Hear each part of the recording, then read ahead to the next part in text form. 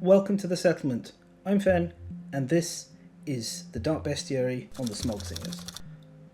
Before we get into the breakdown of these monsters and all those various details, first of all, a big thank you to the patrons who you see on screen right now. All of you contributed towards paying for the editing of this video. I really appreciate that. It helps me so much because I don't have to think about the editing. I can now concentrate more on the research, the note-taking, the writing, the testing, the playing, all of that. I don't have to think about editing at all, at which I genuinely can't really edit my own stuff. So this is edited. Thank you to these patrons. Thank you to the editor. If you want to see the Dark Bestiaries coming out a little bit more often, or you want to see more polish on my other videos so we don't have sound quality issues or incorrect ratios or things like that, you can do that in the Patreon, supporting it. Any of the archivist, zoologist tiers, that all goes towards that. The pillar tier as well, that helps support the YouTube videos in general, and I greatly appreciate it. Of course, if you can't afford that, it's very understandable. Times are not easy for anyone, so likes, comments, subscribes, all that stuff, that's great. I'm not going to go through it again until maybe when we get near the end of the video, so that's that.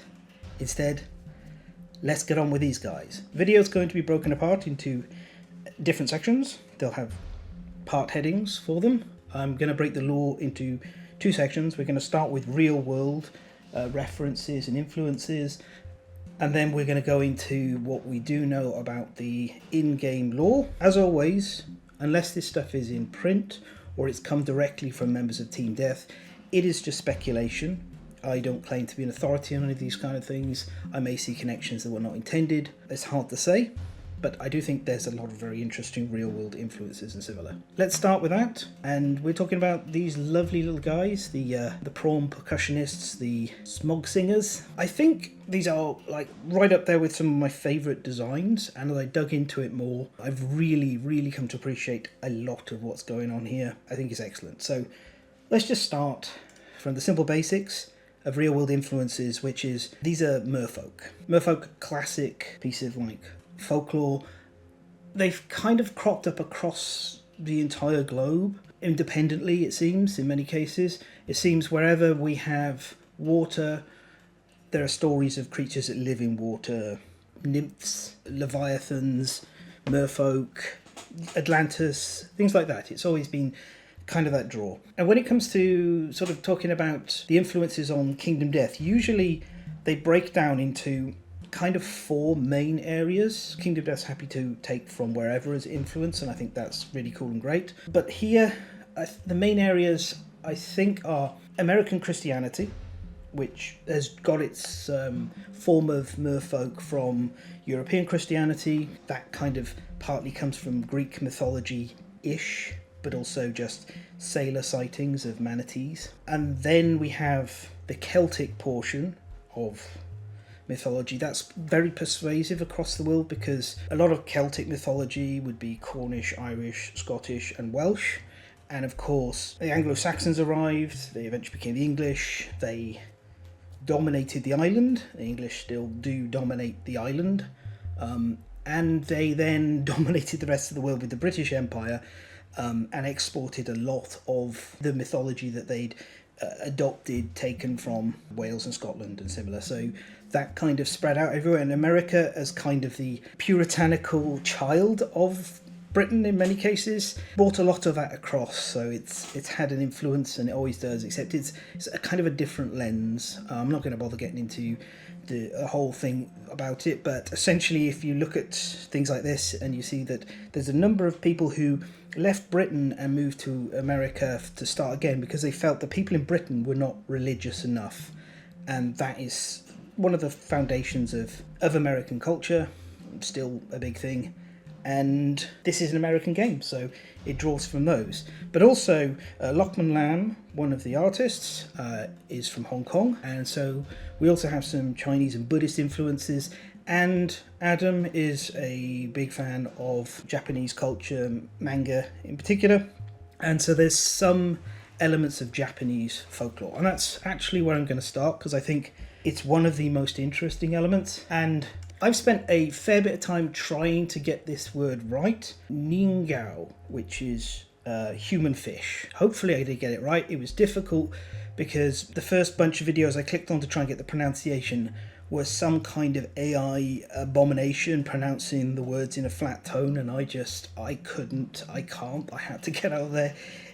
I'm starting to feel creeped out just talking about it. Today we will be focusing on a new word. If I don't get the pronunciations of these words right, that's part of it. I'm an English and Welsh and Swedish speaker, primarily English, so I don't know these words too well. So hopefully Ningao is right. I believe the Junji Ito book Gao is called Gao.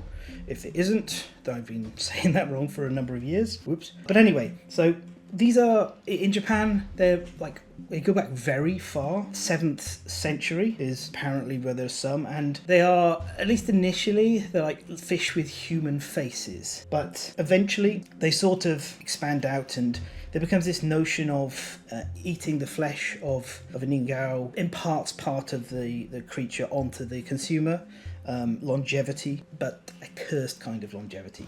One of my favourite little stories I came across in this is to do with the Togakushi Shrine, and there are 3 800-year-old cedar trees that are located. I think there's 5 of them total, I think, but there's 3 of them in particular that relate to this story, which is a Japanese folklore of a fisherman, and he was out fishing and he encountered a ningao, and this is a rare creature, and he wanted to capture it, to take it home, and he did not want this. So a confrontation broke out, it turned to violence, and the fisherman killed the ningao, and immediately was filled with an intense amount of guilt and shame over what he'd done. His emotions had got the better of him, and he felt really bad about this, so he wanted to conceal his crime. He then butchered the ningao, took it home and hid it in a box in his house. I don't know what his plan was beyond that, because he didn't really get to act it out, as while he was out, a little while later, fishing again, his 3 children found the box and assumed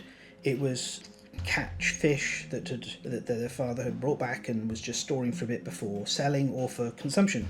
So they took it and they ate it and became inflicted with the curse. They started developing scales on their skin. The fisherman discovered this, and he was aghast at what was happening because his children were now paying for his crime, his sin, and so he prayed to the gods as to, what can I do? I'm repentant for killing this thing, and now my children are being punished for my actions.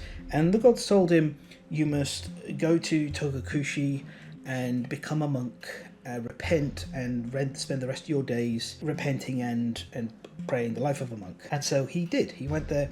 He planted 3 cedar saplings, 1 for each of his children, and the curse did not take them. So I think it's really nice. It's fun when you have such an ancient set of trees, like incredibly old trees, and they have this kind of story about them, and it keeps them there, keeps them in society, and makes them important enough that they're not just going to get cut down willy-nilly. It's lovely. It's really sad what happened to the tree on the Scottish border when that got knocked down by a couple of hooligans. Which does bring us to Scotland. Scotland has the selkie, which are seals that can discard their skin and walk on land as people. So not exactly the same, and I think less related to the Smog Singers, but it is kind of interesting to see this because, once again, there's a kind of attraction here. There's often the stories of sea folk, fishermen and similar coastal folk stealing the skins when they're discarded to keep the selkie, to trap her with them as a wife. Roughly sort of a little bit related to that, but not really. I'd recommend the song A Highland Song, the game A Highland Song, if you ever want to see like coastal culture and exploration of a kind of fictionalised Scotland. It's really cute and great, and you're travelling to the lighthouse to see your uncle, I think it is. But yeah, just reminded of that because I was talking about selkie, and that's Scotland. My great-grandmother was Scottish, and one of the only memories I have of her is this giant angry woman, very, not angry, but very serious, like a thunderstorm waiting to break, talking to me about the selkie and about these terrible men who would trap them, and how, she was like, She wasn't a feminist because she was kind of a bit too old for that, but she reminds me in some ways of Granny Weatherwax and Nanny Ogg. That's sort of how I came to picture her later in life. They're both witches from the Discworld series. Anyway, let's just quickly get to merfolk itself. So mermaids, merfolk, very famous in Western fiction, folklores, all over the place. They're usually, but not always, they're called mermaids if they're female and mermen if they're male, or merfolk. They're prevalent across a whole load of fantasy stuff. You've got the Starbucks double fish-tailed mermaid. Initially, that was my first impression, and I was like, oh, perhaps these are framed around that. But I come to think that they're more framed around the Japanese and Chinese aesthetics and style than the Western ones. But it is still worth mentioning it here. So we're not really sure where they first came around, but it's believed that they were inspired by manatee.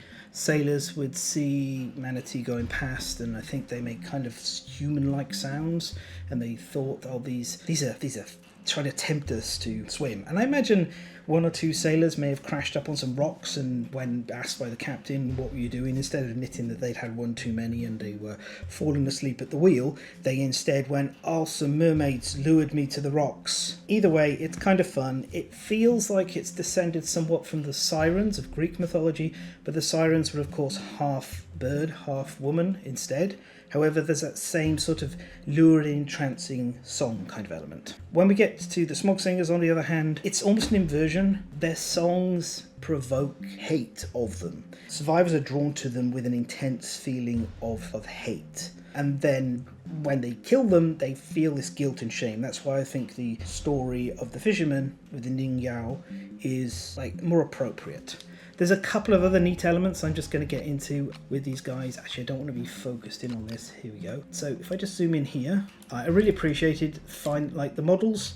This detail's a little bit lost, at least on mine. On their faces, first of all, we've got they've got 7 limbs total. There's a tail, which is actually 2 legs fused together. Their hands and arm down there, and then like 4 more prominent limbs. So 8 limbs in the skeleton, although 2 fused together, so 7 visible overall. They have this Buddhist element to them. Very large, round belly, which is used in their singing. And also this face that's very mask-like. One of the really interesting things I found was I was curious about the holes in the face, because while this has a mask-like appearance, it's not. The face is in kind of like a hood of skin, probably retracted a certain amount. But these holes in the face, and I took a little look around, and I found a practice called Jeba by Buddhist monks who burn holes into their skin between 3 and I think 12, as a part of their rituals, and it's immensely dangerous, but they place incense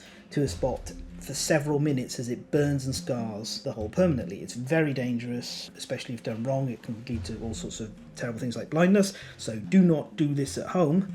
But I was like, is that what these dots are? Because there's also 3 dots can represent the past, present and future, and it can also represent being cursed. But I think things came together when I remembered, while thinking about it, that this here, that's incense. This is called smog incense, and that felt a bit more like, yeah, this may be referencing that. So that's kind of where I am with it. I think these are inverse mermaids in that their song drives others to hate them, and there is a whole bit in Kingdom Death about music and violence being very closely intertwined. We'll talk more about it in the lore section. But I was like, this feels right. This feels like the elements they're drawing from are mostly that, and also there's inevitably something, just when you get to these kind of things, there's something a bit David Cronenberg, but also something a bit Junji Ito about these designs.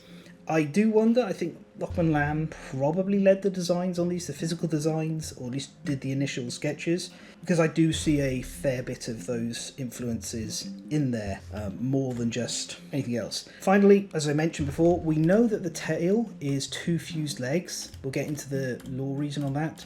But you can also physically see how the legs go here. Also, I like that the mammalian back fin, tail fin has been kept. So on mammals, so whales, dolphins, orca, things like that, they have a tail that runs horizontal to their body. Whereas if you look at sharks and tuna and swordfish and similar, you'll find it's a vertical tail. So that's been kept here as well, so very much linking into and reminding us and and making us be like, okay, these things, maybe they are, they're cursed humans, which they are. One thing I haven't found, and if anyone has got an idea, I'm not totally sure about the extra breasts on these that project smoke. There is, I don't doubt it's this, but in Welsh Celtic, there is a kind of thing about smoke from breasts or smoke on breasts, male or female. It is a sign of a curse, and that could be it, but that feels like a reach. That's one of the things I'm not super confident about.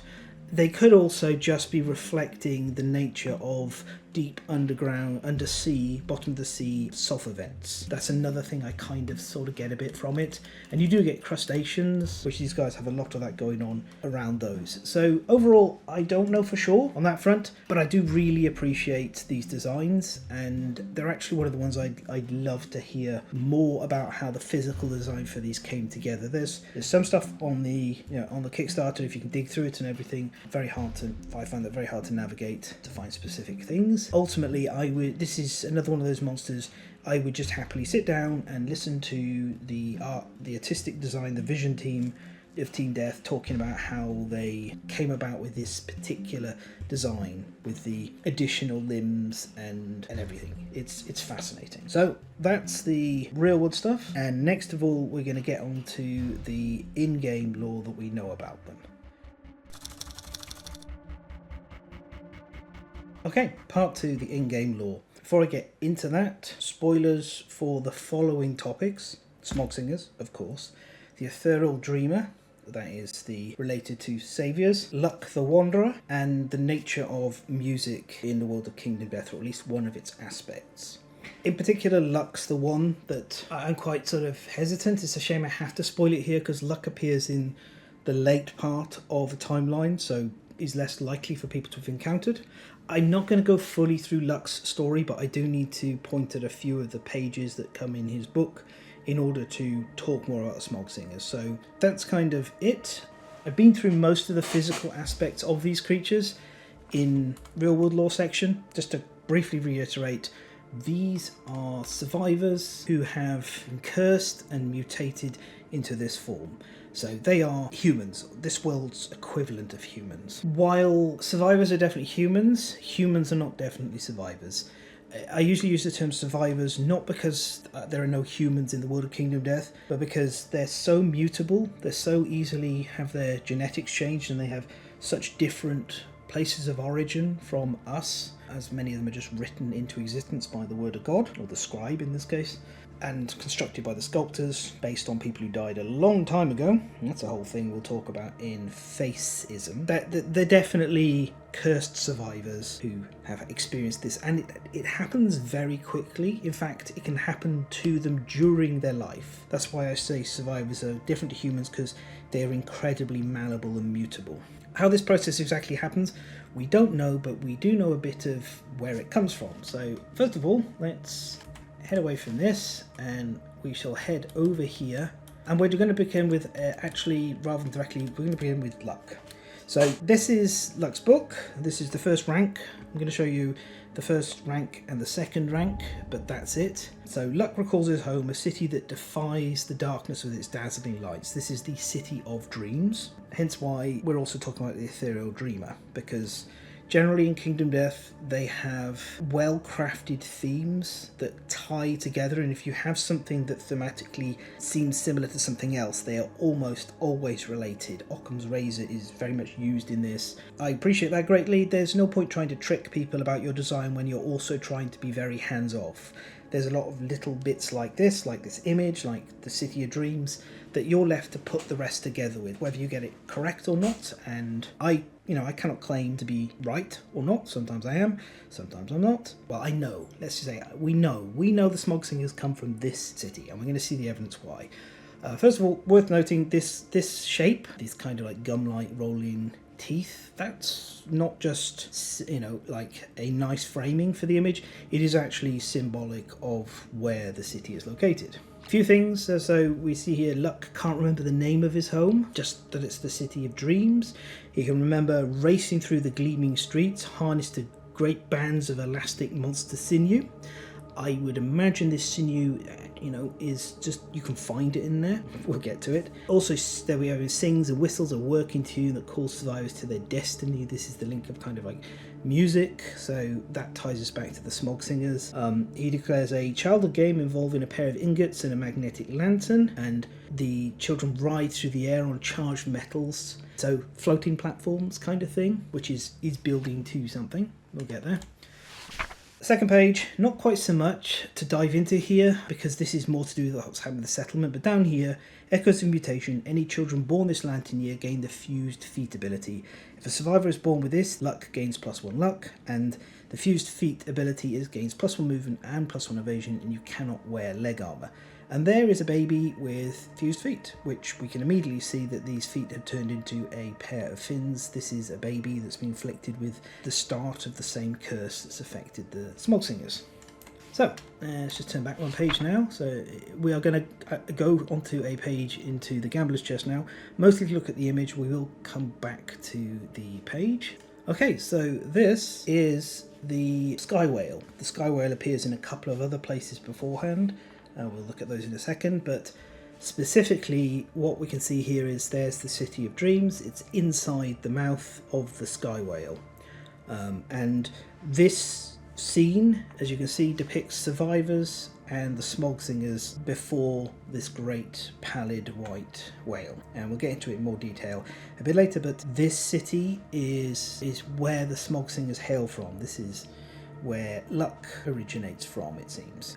And on the whole, it kind of seems to be a positive place. It's a gleaming city, it's the City of Dreams, but this curse is affecting members of its populace, not all of them, but at least some of them, and that kind of suggests there's something wrong at the heart of it all.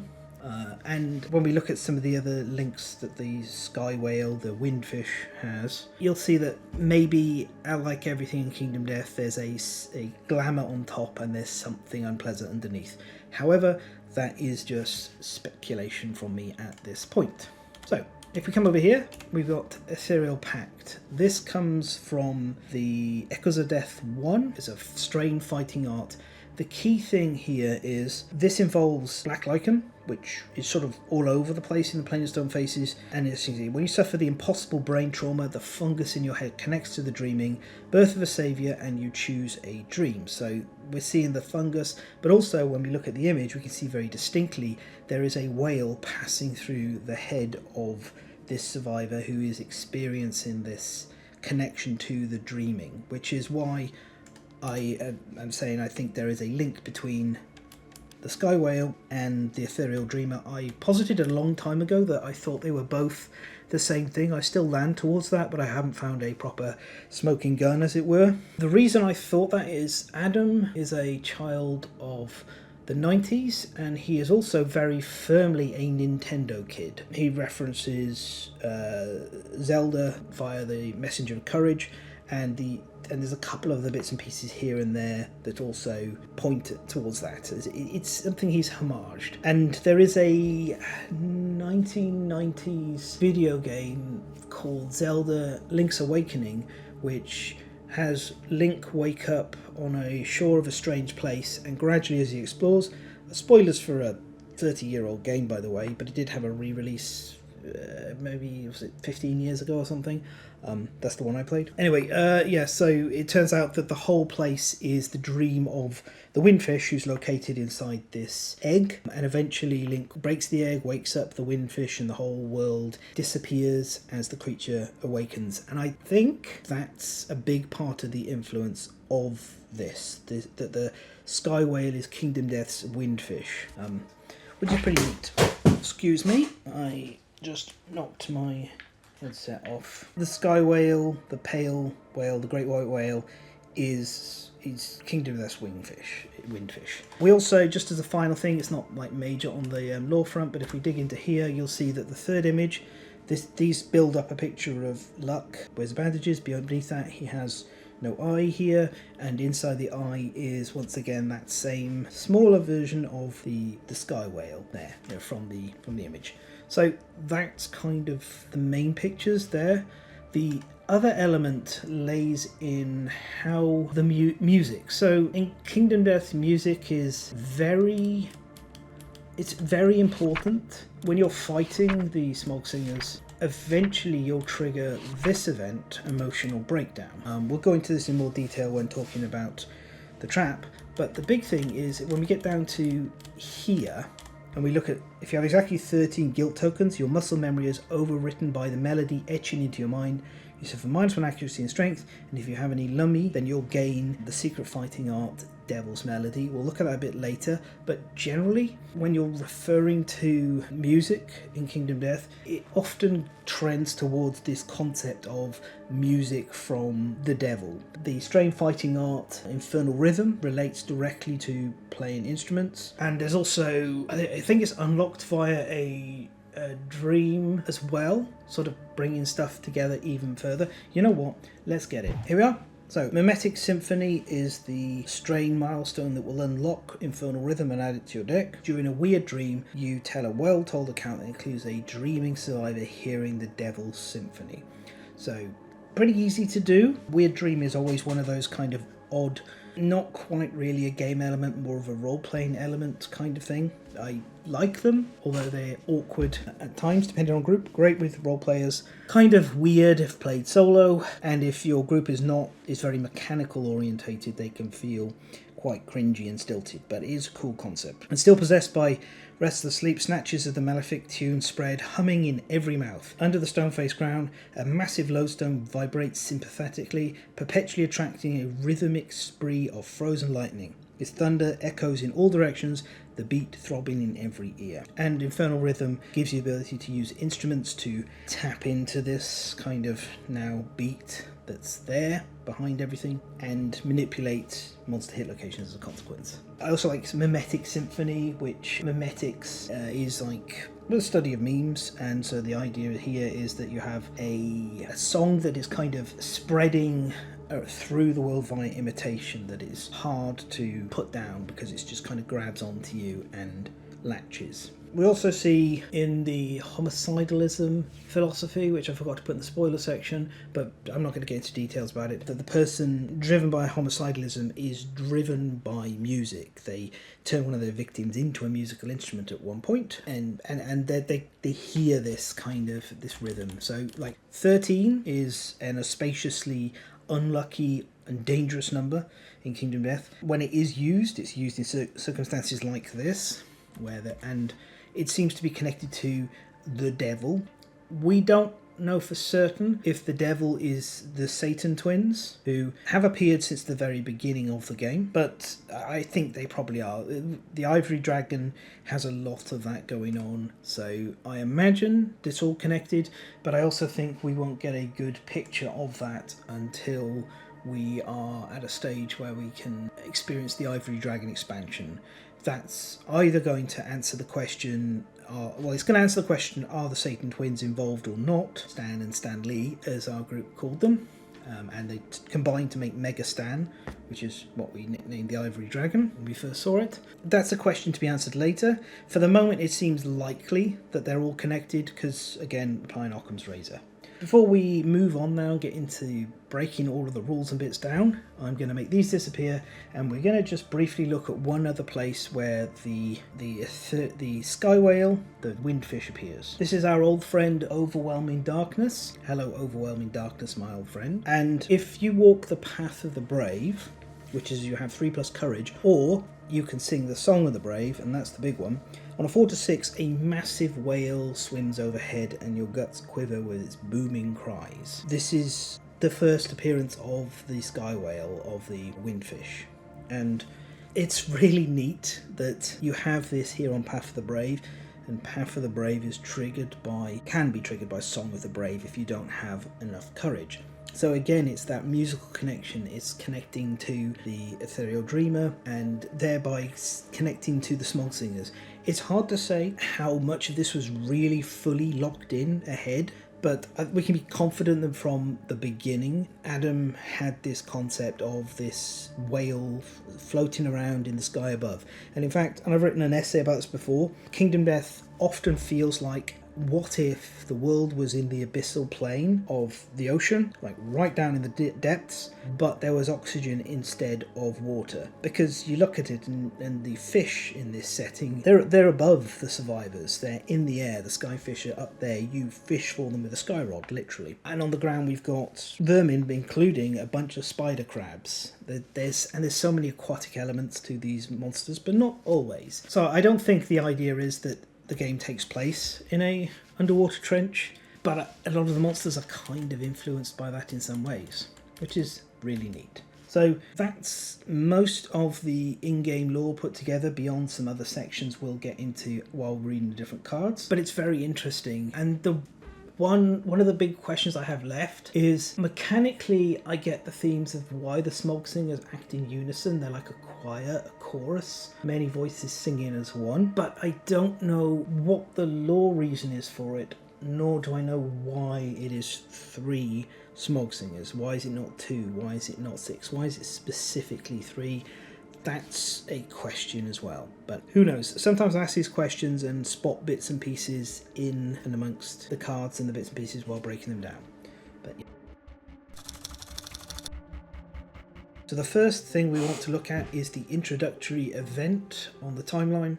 So this happens when the Smog Singers first turn up onto as available quarry in Lantern Year 2.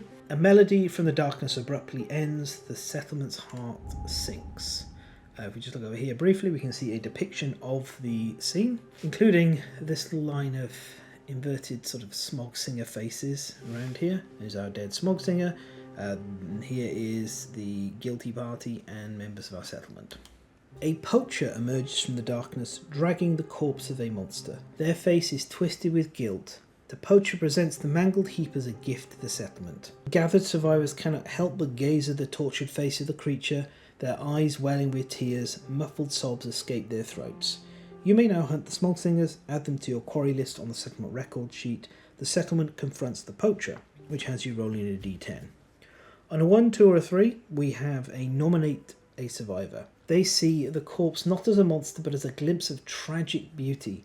The handsome features of the dead monster are reduced to an unthinkable dignity. Look at this handsome boy. Look at that. Howling, the nominated survivor chokes the poacher to death. Unable to cope with their own brutality, they are never the same again.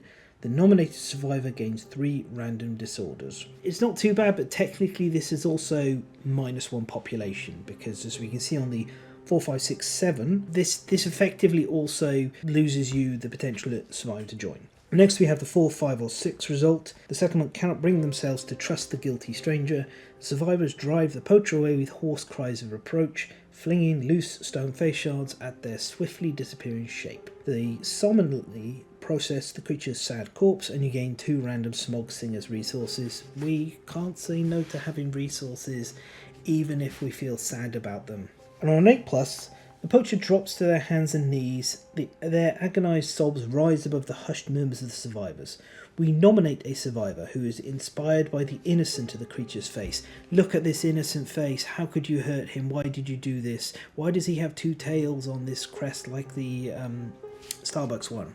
What's going on? The nominated survivor gains +1 understanding. They take the poacher's bloodstained hand and you gain +1 population. So technically these 2 are -1 population, or really they're not +1 population. You know, there is a chance of getting an extra person here, and you know, they're very welcome to come along.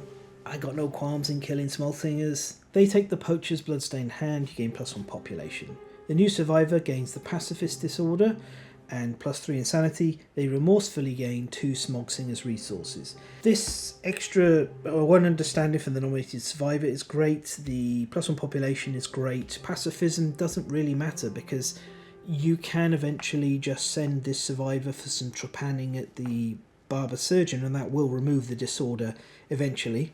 Keep drilling holes in their head and they'll forget about what they did. And we get the extra resources as well. So on the whole, this is one of those introductory events that doesn't have a major punishment if you roll badly and is just upsides all the way otherwise. It's also some really nice world building.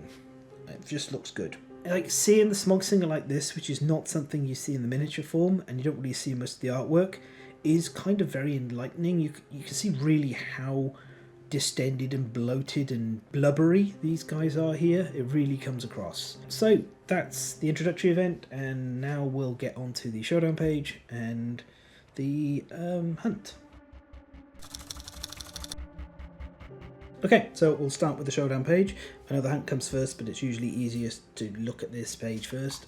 We can flick across first of all to this lovely little illustration of the Smog Singers having a pleasant time together while the survivors look on. You can see one of them feels very guilty about what she's about to do, and the others look gleeful, already driven by the desire to harm these. It's pretty neat. This is clearly not a People of the Dreamkeeper campaign scene, because the survivors here are holding White Lion weapons. You can see the King's Spear on the left hand side and the Catgut Bow on the right.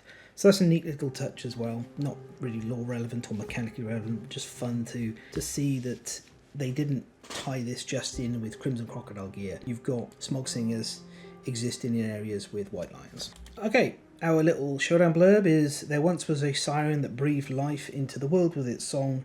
Drawn by its music, many came bearing malice and greed, yet still the siren sang, for empathy was its muse, and from passions wove its memorable melodies. That calls us back to the word siren, so tying us back into Greek mythology and of course the mermaids, the merfolk that came after that. Our track has 2 events here, more dominated by Smog Singers and the low levels than some of the others, and one here afterwards. It only has 4 total, which is on the lower end of what you can encounter. The level 3 is actually quite far back. The level 2 offers us one of the most incredibly useful spots, which is anytime you have the level 2 with a gap here after Overwhelming Darkness.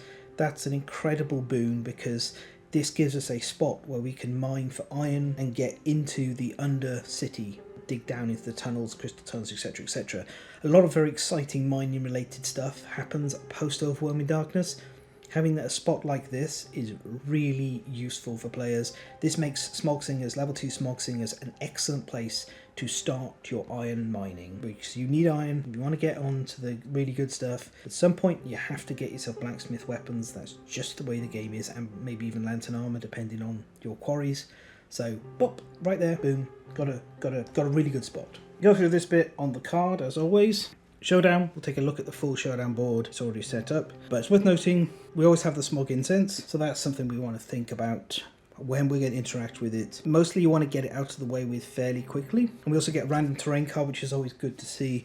That means there is an opportunity for some other useful resource or tactical advantage happening. This one's a little unusual because we get 2 zones that we can set up in. So how about we pop over to the table, to the board, and just take a little look. So you've got 2 approach sides. Survivors can either appear in these spaces, including this here. So we've got a little smiley face like this. And that's like the nice approach. There's no special rules for that. But if, like these guys who approach from this side, and I wish I had purple, I could change my colour to be purple for that. This is the purple zone. Then they'll gain a guilt token. Now, guilt is a mechanic we'll get into in more detail as we explore the mechanics of the trap and the status cards. But the main thing is, guilt tokens are a gradually building up punishment, but they're also something you can leverage for benefits. Essentially, the guiltier you get, the more damage you're going to inflict on the Smog Singers, and eventually, if the dam breaks, the more dangerous the repercussions are going to be. So typically, early in a campaign, I'll set up everyone around on this side, usually on the flanks like this. And the reason for that is, we'll go through general strategies, but essentially I don't function my survivors in as much of a cluster against these. I spread out a little bit more. And then later on, when everyone's got decent armor and everything, I'll actually have the ones who are going to be leading the attacks come in from the backside and gain that guilt token to get them rolling towards the big benefits for dealing damage. Then we've got victory rewards for the aftermath. Pretty standard over here. Hunt XP, standard weapon proficiency level. The defeat stops you hunting the Smog Singers in the following year, which, you know, limiting your options on what you can hunt is never good for a settlement, but losing is even worse. So ideally we just win. Rewards. First time we get the Colosseum. And then the rewards are kind of semi sort of basic standard. Level 1 is 4 and 4, basic monster. Level 2 is 5 and 6, and level 3 is 6, 8 smog, black lichen, and of course indomitable resources. There's also this little bit here called Concord. This is an alternate victory condition, victory being in quotes. It's kind of a victory more for the Smog Singers. It's one of 3 ways that the showdown can end. Well, 4 if you include being wiped out. And you gain your Hump XP and your weapon proficiency, and you get to keep whatever resources you cut off the Smog Singers via critical wounds. But you don't get this part of the rewards. You do, however, gain the Song of Concord innovation. We'll look at that when we get to the AI card that can allow this to happen. We'll talk about why you might want to do it. Here we are now on the hunt section. As always, brief overview of why I lay these out. The old D&D alignment table. Right hand side stands for random, top is good cards, bottom is bad cards. And then I organise them according to how random I think something is and whether it's beneficial or not, or it's kind of, it can be either. And then that gives me an idea of how dangerous the hunt might be. It's not as visible on this because the stacking in the game doesn't show thickness of cards, but there's 3 on top, there's 4 down here at the bottom in total, and then there's 3 in the middle, which means that this hunt trends a little bit more towards punishment and a lot towards randomness. We ideally, if I was putting them all up here, we'd have one of the best hunts ever. If I was putting them all the way down here, then you're getting kicked to heck and back whenever you go hunting these. On the whole, you're punished a little bit for it, but not overly so. Let's start with what I think is the best card, which is Breached Mud Whale. Another really cool concept. I don't know if mud whales swim around in the mud, which is what it seems to suggest. So then we'd have mud whales and sky whales. It's hard to say because we don't learn too much about what the mud whale actually is beyond the name. So, survivors squelch up a slimy mound. If anyone's wearing heavy armour, they sink ankle deep into the soggy terrain as they plod along. With a sudden quake, the mound vanishes from beneath the feet in a muddy splash. The survivors crash down with a thud. Archival fragile gear. Now, we'll talk about it in the vibration rules, which is what Smog Singers use, but you should never take any gear which is fragile against the Smog Singers. If it has the fragile keyword, you don't bring it. So the archival fragile gear punishment here shouldn't apply unless you were not aware that vibration damage trashes for fragile gear. So that means the worst that happens if you're wearing heavy armour is the event ends with the whale sinking down into the mud. Otherwise, at the top, a vista opens before them. It is ribboned with curls of vivid smog that gently swirl together, creating colours the survivors have never seen. All survivors gain +1 survival. If they are at the settlement's limit, they gain +1 strength token instead. That's all good. And you roll a random hunt event. That's not so good, but it's a random hunt event. We take those. Next along on our goods, we got Dazzling Mural. So this one, it bounces up and down. So at the start of the game, the Dazzling Mural is really good and is up here. It's a fixed benefit, but after a certain step, it falls down to the bottom. So early on, you pass a stone face. Its cheeks painted with a scene rendered in brilliant colours.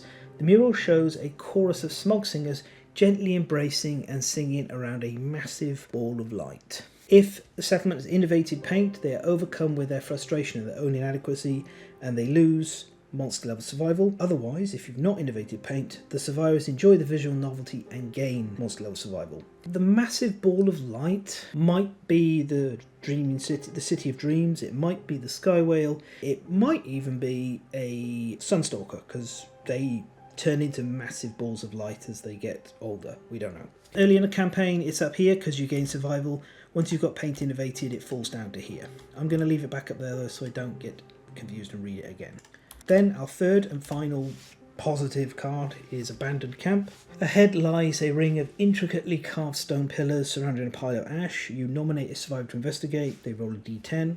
On a 1 to 4, they send up a burning cloud and suffer monster level event damage to a random hit location. So that's going to be between 1 and 3 damage to one of your hit locations. So don't nominate your tank for this because you'd rather they save their armor points. But you may not have a tank, and we'll get into that later. Regardless, it's not too bad as punishments go. A furry insect looks up at you from 5 to 9. You may kill it. If you do, you gain 2 random basic resources and a -1 strength token. If the survivor who's doing this has high strength, or attacks through luck, or doesn't attack much at all, then this is all upside. And I think you always kill the insect. 2 random basic resources is worth a trade of temporary -1 strength. -1 strength is not, in the scheme of things, going to push the needle too far against you, unless you're really struggling for strength because your survivors are, you know, a bunch of we skip leg and arm day people. On a 10+, you touch a pillar and your heart fills with music. Your voice rises in song, reverberating through the stone structure without a single note leaving your mouth. You gain no understanding. So you can see why I've listed this as random but positive, because the worst situation here is a little bit of event damage that you should be able to handle. Right, next up, we've got our true neutral card, Trail of Rinds. You notice a trail of tough, hollowed out rinds. The event revealer decides either to follow or ignore the trail. If any survivor has binge eating or is a gourmandist, which is a philosophy, they sway the choice and you must follow the trail. Following the trail, roll 1d10, 1 to 6, so that's 60%. You find a trove of unripened fruit. You mangle your hands trying to open the resistant rind. Suffer monster level event damage to the arm's hit location. On a 7+, you see a weeping tree. Its branches terminate in a tear-shaped fruit. You crack them open and share the meal. Tasty. All survivors gain +2 survival, or you can ignore the trail and continue on your path undeterred. That's why I listed this as being a true neutral kind of thing, and it's not exactly random, because unless you've binge eating or gourmandist, you can always choose to just go, this was a blank card, let's not follow, let's not investigate. So that's always good. On the hunt, having the choice to do nothing at all is often very, very good. Right, and then we've got over here, we have 2, so let's just put that away. First of all, we've got Flat Corpse. The survivors find a slab of flat flesh and a face stamped with anguish. Empty vials litter the ground. Nominate the survivor with most understanding to investigate. Roll a 1d10 for the nominated survivor. 1 to 4, you are overcome with a wave of guilt and curl up as tears stream down your face. Suffer monster level brain event damage. On a 5 to 8, you inhale deeply and pick up the quarry scent. Skip the next hunt space. We like that. On a 9+, the poor creature must have suffered. You gently rifle through the deflated remains and find something useful, and you gain 1 random Smog Singers resource. This is all good. One other really neat little bit, this is again circling back to that, I like how Team Death just leave these little bits and pieces around for you to put together. So the Flat Corpse is obviously a Smog Singer, because that's like, you inhale the scent of the quarry and you can get a random Smog Singers resource. The Vials is a Manhunter. They're the only creature we've encountered that carry vials on them, and they're called Crimson Vials, and they're filled with blood. For a long time, I thought it was survivor blood. Well, Smog Singers are basically survivors anyway, so it is. So it looks like Manhunters, while they're wandering around looking for settlements, if they come across Smog Singers, who truly are nature's like lowest on the the old food chain creature, they stomp them flat. Well, they pop them really there and then drain all of the blood out of them to use. So that's a really neat piece of world building there. I quite like that. It's really fun to be like, oh yeah, who uses vials? Oh yes, it's Manhunters. Then we have Toenail. A giant toenail juts out of the ground, its grey contours disappearing into the darkness above. One side is lined with colourful walls of gently waving fungus. Hello, hello. Nominate a survivor to roll 1d10. On a 1 to 2, you grasp a chunk of purple fungus. You yelp, pulling away a handful of paralysing thorns. Suffer -1, gain a -1 speed token, and suffer 1 event damage to the arms. Not great, but not terrible. If you have a survivor with slow weapons, obviously you should nominate them for this. On a 3 to 6, the green fungus tastes earthy. Later, you learn you cannot properly digest this, and you are stinky this lantern year. Generally, that's not going to do too much. You being stinky against the Smog Singers is not a big deal. And then on a 7+, as you approach, the fungus crawls up the side of the toenail out of reach. You scavenge a broken piece of the toenail instead, and you gain 1 monster bone. Interesting how the toenail here is... It's not a stone toenail, it's a bone toenail. It's quite possibly a giant person of some kind underground. Not underground, standing on the ground. It's a giant person standing on the ground. We've seen these giant people before. Interestingly, this one is just sort of standing there. You may have noticed I've moved sensory overload here. while rereading the card, I wondered why on earth I put it in the bottom left corner, because it's actually kind of semi-random. So, sensory overload, your eyes water at a gaseous mist while your voice is swallowed up by an increasingly low note. The survivors must make as much noise as possible or risk losing each other. The event revealer rolls 1d10 and adds +1 for each instance of noisy in their gear grid and on their survivor record sheet. So, 1 to 6, the survivors become disorientated as the mist and noise leaves them without sound or vision. They soon lose their bearings, roll twice on the random hunt event table before moving on. On a 7+, with enough noise, the survivors are able to find one another and hold on tight as they move forward as a unit. So most of the time you're just rolling on this table with no modifiers because, as discussed previously, you can't risk bringing noisy gear along. In fact, the instruments that we do use...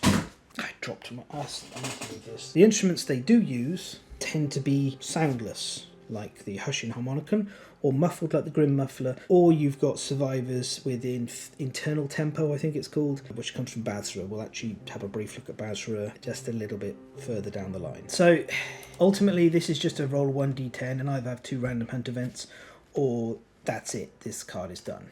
Next we've got Melodic Rainbow. Colours shimmer in the air, rippling in time with haunting melodies.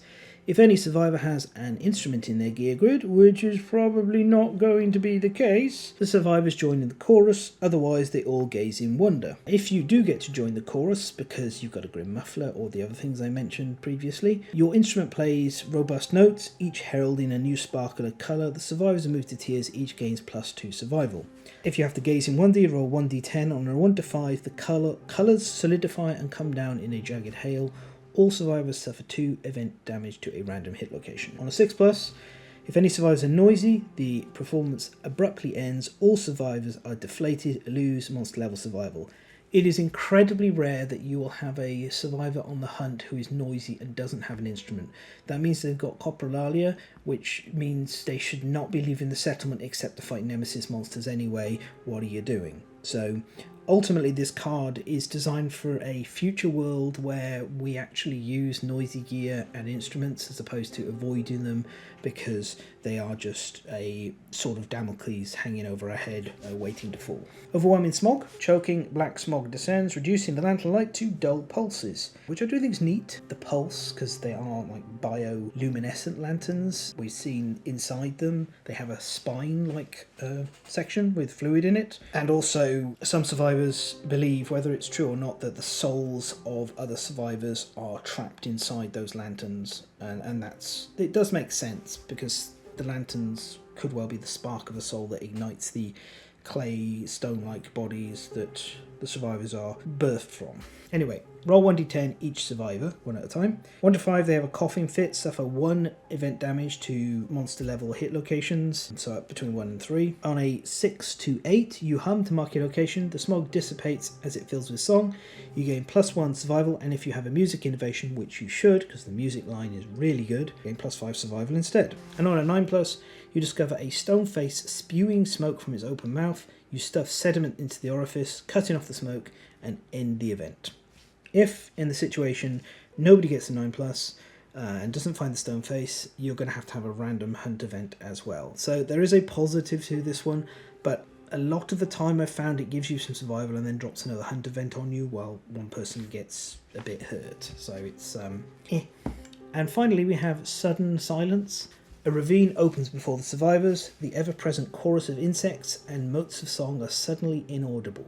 If a survivor has 3+ understanding, they insist on a different route and end this event. Otherwise, a random survivor rolls 1d10. If that randomly selected survivor is deaf, they get a -5 on their roll. 1 to 10, the roll 1. A mute scream dies in your mouth, and the sound of your heartbeat stills, dead. The others look on in silent horror. So we've got another rule here for the hunt. Never take deaf survivors on this hunt unless you've got survivors with 3+ understanding to blank the rest of sudden silence. On a 2 to 7, with each step your body slows down. Prevail will get -2 strength tokens.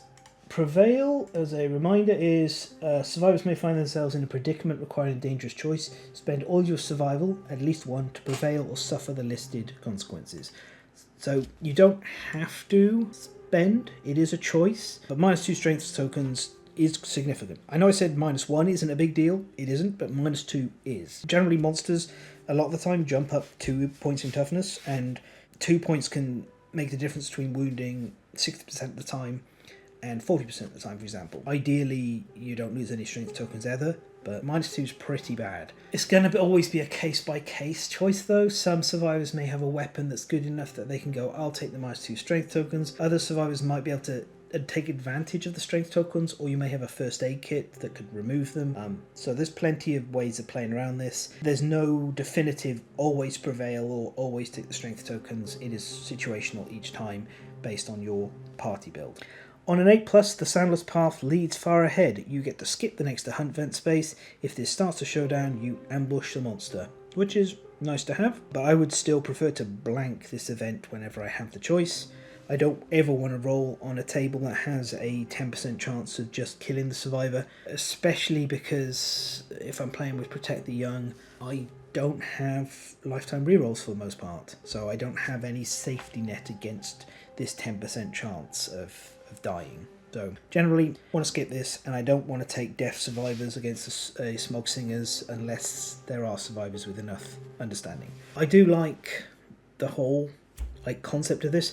If you've ever been out walking somewhere in the wilderness and suddenly you become aware that all of the sound of the birds and the insects has dropped out, usually that's an indicator that they've clocked something predatory in the area, and it can feel very unnerving because you were just used to hearing the stuff and filtering it out, and instead it's just suddenly gone. I get the same thing when here we occasionally have power cuts because we're isolated from the mainland. Not often, but a few times a year, and every time it happens, I'm suddenly aware of all of the background noise of electricity just being gone from the house. All of the fridge isn't making a hum, the fans aren't whirring, the PCs aren't on, nothing like that. And it's different because it's kind of a bit relieving instead, but it's that same experience of suddenly I can feel this silence. This is, so a lot of words to say. An evocative card. I like the card even if it has my least favourite design in board games of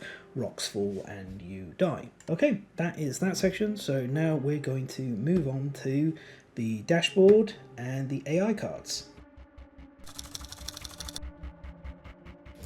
Okay, our dashboard. Right, we'll start with the reference card and our basic action.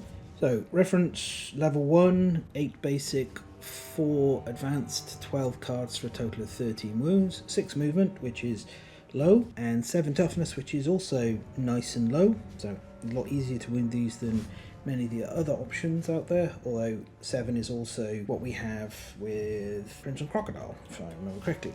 We've got 3 traits: Performing Artists, Song Cards, Bloody Hands, and Vibration Damage. Let's take a look at Vibration Damage. We'll come to the others later. So Vibration Damage is this card. It's a new type of damage. It operates differently to normal damage. You have this little red dot whenever it's been triggered, and it's this damage permeates, ruining armor and organs alike. You don't roll hit location dice. You cannot dodge. And then you add the damage of all hits together and you deal it to hit point locations of your choice, 1 point at a time. After you suffer this damage, you must archive all of your fragile gear. So that is why I said a little earlier, never bring fragile gear along here. It is going to get lost. It's very, very, very difficult to avoid this happening. Incredibly difficult. The big thing about vibration damage is it's okay until you run out of armor points and injury boxes, and then it's catastrophic, because if you took 3 damage from a white lion claw, that's only going to be 1 severe injury. But if you were fully tapped out and everything and you took 3 damage from vibration damage, that's going to be 3 separate injuries, and you get to choose the locations you're putting them to, but you never want to be taking 3 severe injuries from what could be a single hit. In this example, you're encouraged to spread this damage out, and in fact spreading out is one of the good ways to handle this showdown, which is pretty cool because normally you don't want to spread out, you want to group together and stick close to each other whenever you're fighting monsters.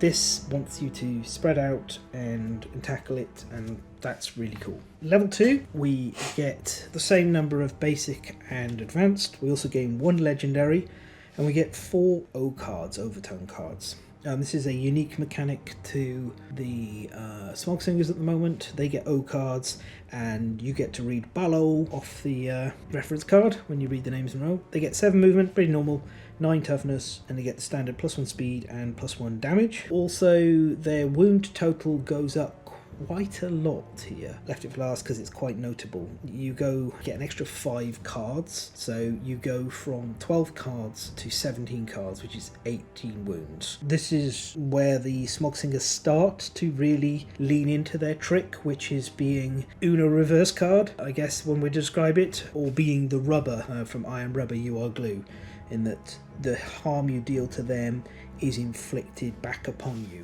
They're not the only monster that kind of makes use of this sort of if you hurt me you get hurt mechanic, but they do it in a somewhat different way to the pariah. At level 3 they go up to 9 basic, 6 advanced, 2 legendary and 8 overtone, which is a lot, an awful lot. That's 25, if I'm counting it right, for 25 cards for a total of 26 wounds have to be dealt. Yep, that's right. They also gain the Singing Whale trait and the Indomitable one, which is pretty standard for level 3s. And their instinct is Song of Smog. The monster moves 3 spaces away from as many survivors as possible and assumes a peaceful pose. The monster is knocked down. If you wound a knocked down Smog Singer this turn, you gain an additional guilt token. I've talked about this in the past, but just to reiterate it, the instinct is often where you can get an idea of what the monster's trying to do along with the basic action. And we can see here, what it's trying to do is make you hit it and feel bad about it. That's its main sort of mechanic. You need to go back to the stats for level 3, as I skimmed past those. 8 movement, which is still slow, but that's pretty reasonable for level 3. 12 toughness, that's very low. +2 speed, +2 damage, pretty standard. So what we're getting here is they're kind of, for monsters, they're slow, they're bulky, so they can take a lot of hits, a lot of wounds I would say, and so they're like big inflatable singing punching bags is kind of where we're getting. Their basic action is super unique. The Smog Singers look upwards, mewling. Radiant smog vents from their nipples as they signal into the darkness. All survivors suffer monster level vibration damage and gain a guilt token. So again, they're kind of being passive and they're asking for help, and they're just making survivors feel bad about it and harming them slightly with their sonic voices. Okay, we're going to go across to the Showdown board now, so we can just talk about the other elements of this fight because it's unusual. Okay, so we have a multi-opponent fight. Let's move the guilty murderers just over here. They're just a little bit out of the way, shall we? There you go, guys. Love your outfits, cracking hats. We have 3 miniatures, but the Smog Singers have a mechanic called Harmony, and that makes them operate not as 3 individual models, but together, as the mechanic would suggest, in harmony. Okay, so to read you the rules from the glossary, Harmony is as follows. It's a type of AI card. You'll see a green bar on it with Harmony written. When a Harmony card is drawn, each monster performs it one at a time. The monster controller chooses the order in which the monsters perform the Harmony. Persistent injuries happen only once, and the Harmony continues for the other monsters. The instinct does not cancel the Harmony.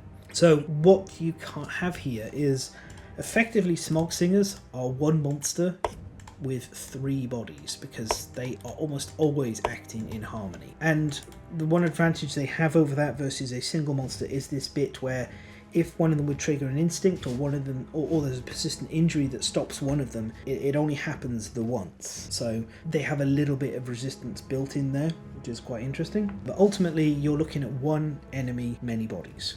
What that kind of results in is you don't really want to mass up on one single enemy, because then you've got 2 that are kind of just pretty much free to do their own thing. Like if we were like this, then this one, sure, we can probably direct where it's going to go, but then this one's going to come in here and hit here, and this one's probably going to come over here and hit here, or they might even do something crazy like, bounce all the way over back here. So you generally want to take them on kind of one-on-one.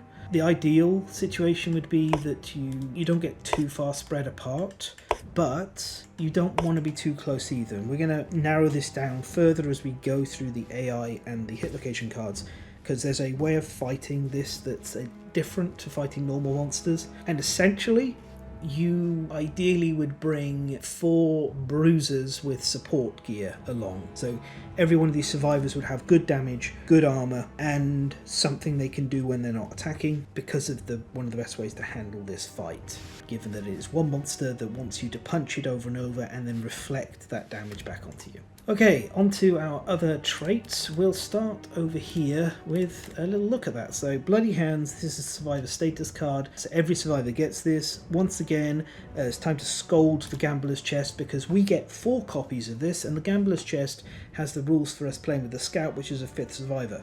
Why do we not have a 5th card? This is the kind of thing that I think a boutique game, a game that prides itself on this perfectionism and this kind of covering everything, should do. We should have gotten a 5th status card for the Smog Singers here. We should have gotten a 5th status card for the Phoenix. We should have got a 5th status card for the Butcher, because they appear in People of the Dreamkeeper. And I will point these out when they come along, because these are little areas that it's kind of an unforced error.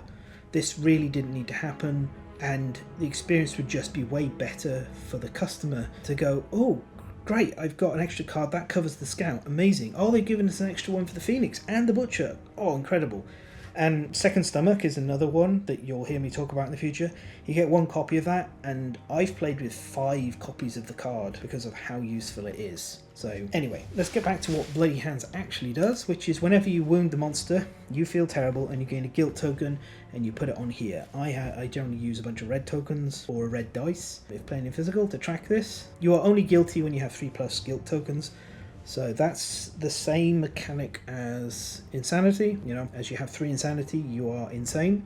Being guilty doesn't have any mechanical relevance itself, but other cards will call on it. It is the main threat that the Smog Singers are trying to deploy. Then we have the song cards. Everyone gets dealt one of these. There's 7 in total. We'll go through all of them very briefly. But first of all, we actually want to look at the back, which is here. You spend an activation to unlock your heart and start singing Flip This Card. Now, I'm sure the vast majority of people's experience with this is someone in their group going, I'm just going to do this to see what happens. And very early on flipping up their song card and discovering that you shouldn't. The use of a song card is to allow you to refresh your guilt tokens back down to 0 if things are getting uncontrollable, but also suffer a penalty. It's also something Smog Singers will do to you occasionally, and at the level 3, this is a serious threat that can lead to a defeat condition for the players, although the fates that the survivors suffer might not be so bad. Seems okay, we don't know for sure. Don't sing your songs until guilt tokens are getting a bit too high and you're concerned about the numbers you have and you want to reset that. And there's better ways of handling it. So the main goal with guilt tokens is you don't want to have high guilt survivors be near the monster when the trap triggers. Now your first instinct might be, okay, well what if I spread the guilt tokens around and make sure everyone's dealing damage, so 4 wounds is just 1 guilt token per survivor, which yes, that works, but there's another way of playing that I've come to prefer, which is you have 1 or 2 survivors do the damage while the other 2 control the monster, deal with the battlefield, anything on the train or anything like that, and take their punches. And then when those 2 survivors are too guilty that, like, I'm concerned about the number, like they've gone to 8 or something, and the trap still hasn't turned up, they will disengage, go as far away from the Smog Singers as possible, and then the 2 survivors without guilt tokens will start hitting the monsters so they can hit the trap with a low number of guilt tokens. This is why I talk about abandoning the usual class role style of play and taking 4 jack-of-all-trade bruisers out instead if you can, because that way everybody can take the role of punching the monster hard and resetting their guilt tokens if they have to, or running away and letting somebody else suffer the emotional breakdown. So that's the various ways you handle this. Let's look at the song punishments so you can see what's going on. There's some fun mechanics in here. First of all, we've got the Song of Love. All of these say when this is turned face up, remove all your guilt tokens. This one has love fills your lungs and bursts from your nostrils. You realise the monsters have been greeting you and trying to include you on their life journey. Hurting them hurts you. Whenever you gain a guilt token, suffer a monster level brain damage too. Very straightforward, that one. If you've reached the point where you're stopping generating guilt, and maybe you're going to take over tanking or trigger the trap occasionally, you can kind of... that's okay. Remember, you don't have much control over what you're getting here, though. Then, Song of Pain. Your blood pulses with the song, threatening to cut out at any moment. All of your severe injury rolls, other than a lantern, are 1. This is horrendously scary. That survivor is absolutely at risk of dying pretty much at any time, so you need to be very careful with them. Song of Seething. After the trap is resolved, full move towards the closest survivor that suffered an emotional breakdown. If adjacent, choose a weapon in your gear grid to strike them with. Remember, Fists and Tooth is not technically in your gear grid. They suffer a number of hits equal to its speed for damage, equal to its strength. Otherwise, you are knocked down and suffer frenzy. So basically, drawing the trap is going to cause this survivor to have an outburst and get over there and start smacking whoever was suffering an emotional breakdown. Interesting, it's effectively a form of mind control, but I think it's less egregious than many forms of mind control because it's a one-off, like basically using the survivor as a weapon against another survivor, and that's fine. Song of Shame. Your quavering voice rises to meet the monster. You cannot tell them apart. You suffer -1 movement, strength and evasion, and speed while you sing this song, so pretty punishing all round, but hopefully I don't think it's the worst. Song of Solidarity. Your voice calls out to the Smog Singers, warning and encouraging them. All monsters gain +1 speed, so more speed on a monster equals more damage, more danger. The Song of Speed. Your body moves before you can think. You must spend movement before activation and move as many spaces as possible without passing over the same space twice. This one is, I think, probably the softest of the bunch, or the second softest maybe. Essentially, it's awkward, but you can zigzag to keep yourself where you need to be to attack. It's mostly having to move before you attack can be quite sort of awkward and annoying, but I think this is quite soft. And then last of all, we got Off Key. You sing, but you can never get the rhythm or pitch right. You are terrible. My best friend growing up was incredibly tone deaf and off key to a degree I've never encountered with anyone else. It was delightful. At the start of your act, you choose to either move or attack, and you gain that instead of the usual move activation. So Night or Bolt, which sounds like two overly cutesy ponies at a sanctuary. Awkward, this one, but you can get around it, and it doesn't stop you being able to surge or dash to cover other elements. Ultimately, all of these are punishments, and you don't know which one you're going to get until you flip it up. And also, you don't even know which ones are always going to be in there because they've provided more songs than there are survivors, which is good. I like that. We can't card count to be completely sure. All we can do is, like, once a card is flipped up, we know nobody else has that card. So that's all pretty cool. Alright, so performing artists. This gives all of the Smog Singers harmony cards, so I already went through that. It just explains and confirms they have harmony cards, and you can see these guys have more marks on their heads rather than just the 3 on the models, or top 3 bottom, so it does kind of suggest that they are burning them into themselves with the smog incense. Overtone singing. When a mood is drawn, all Smog Singers use their throats and nasal passages to sing another melody. Place an overtone token on the base of each monster that does not already have one. When you wound a monster, discard its overtone token. When there are no overtone tokens in play, discard all moods. So effectively, a mood hits play, the monster loses 1 health point because it's turned it into a mood. That could be temporary. And then if you hit all 3 of the Smog Singers separately before they draw another overtone, all moods can get discarded. This means you're very much in control of whether you let the moods stay out there or not. We'll look at all of the overtone moods together in the next sort of mini section where we go through the AI cards. It's interesting to have this level of control over the monster's behaviour, because if the song is not too bad, if the mood isn't too bad, you can just elect to not punch one of the monsters, let that one carry on singing its overtone while the other 2 get smacked around for daring to exist. Okay, and then we have Singing Whale and Smog Incense. I'll quickly do Smog Incense so I don't forget it. This is the terrain that's always present. If you move through this, you suffer monster level damage to your body. and you have to roll a d10 on 6 plus your knockdown coughing. If you're adjacent to this or on it somehow, foolish of you, then you can activate the scavenge. 1 to 2, scared of the fumes, you suffer 1 brain damage and are knocked down. Remember, you're not moving through it at this point. If you're in it already, you're just knocked down. 3 to 7, the smog makes you feel calm. That's nice. 8 to 9, you gain monster level survival and heal your survivor, so that's going to reset everything, boom, to the top.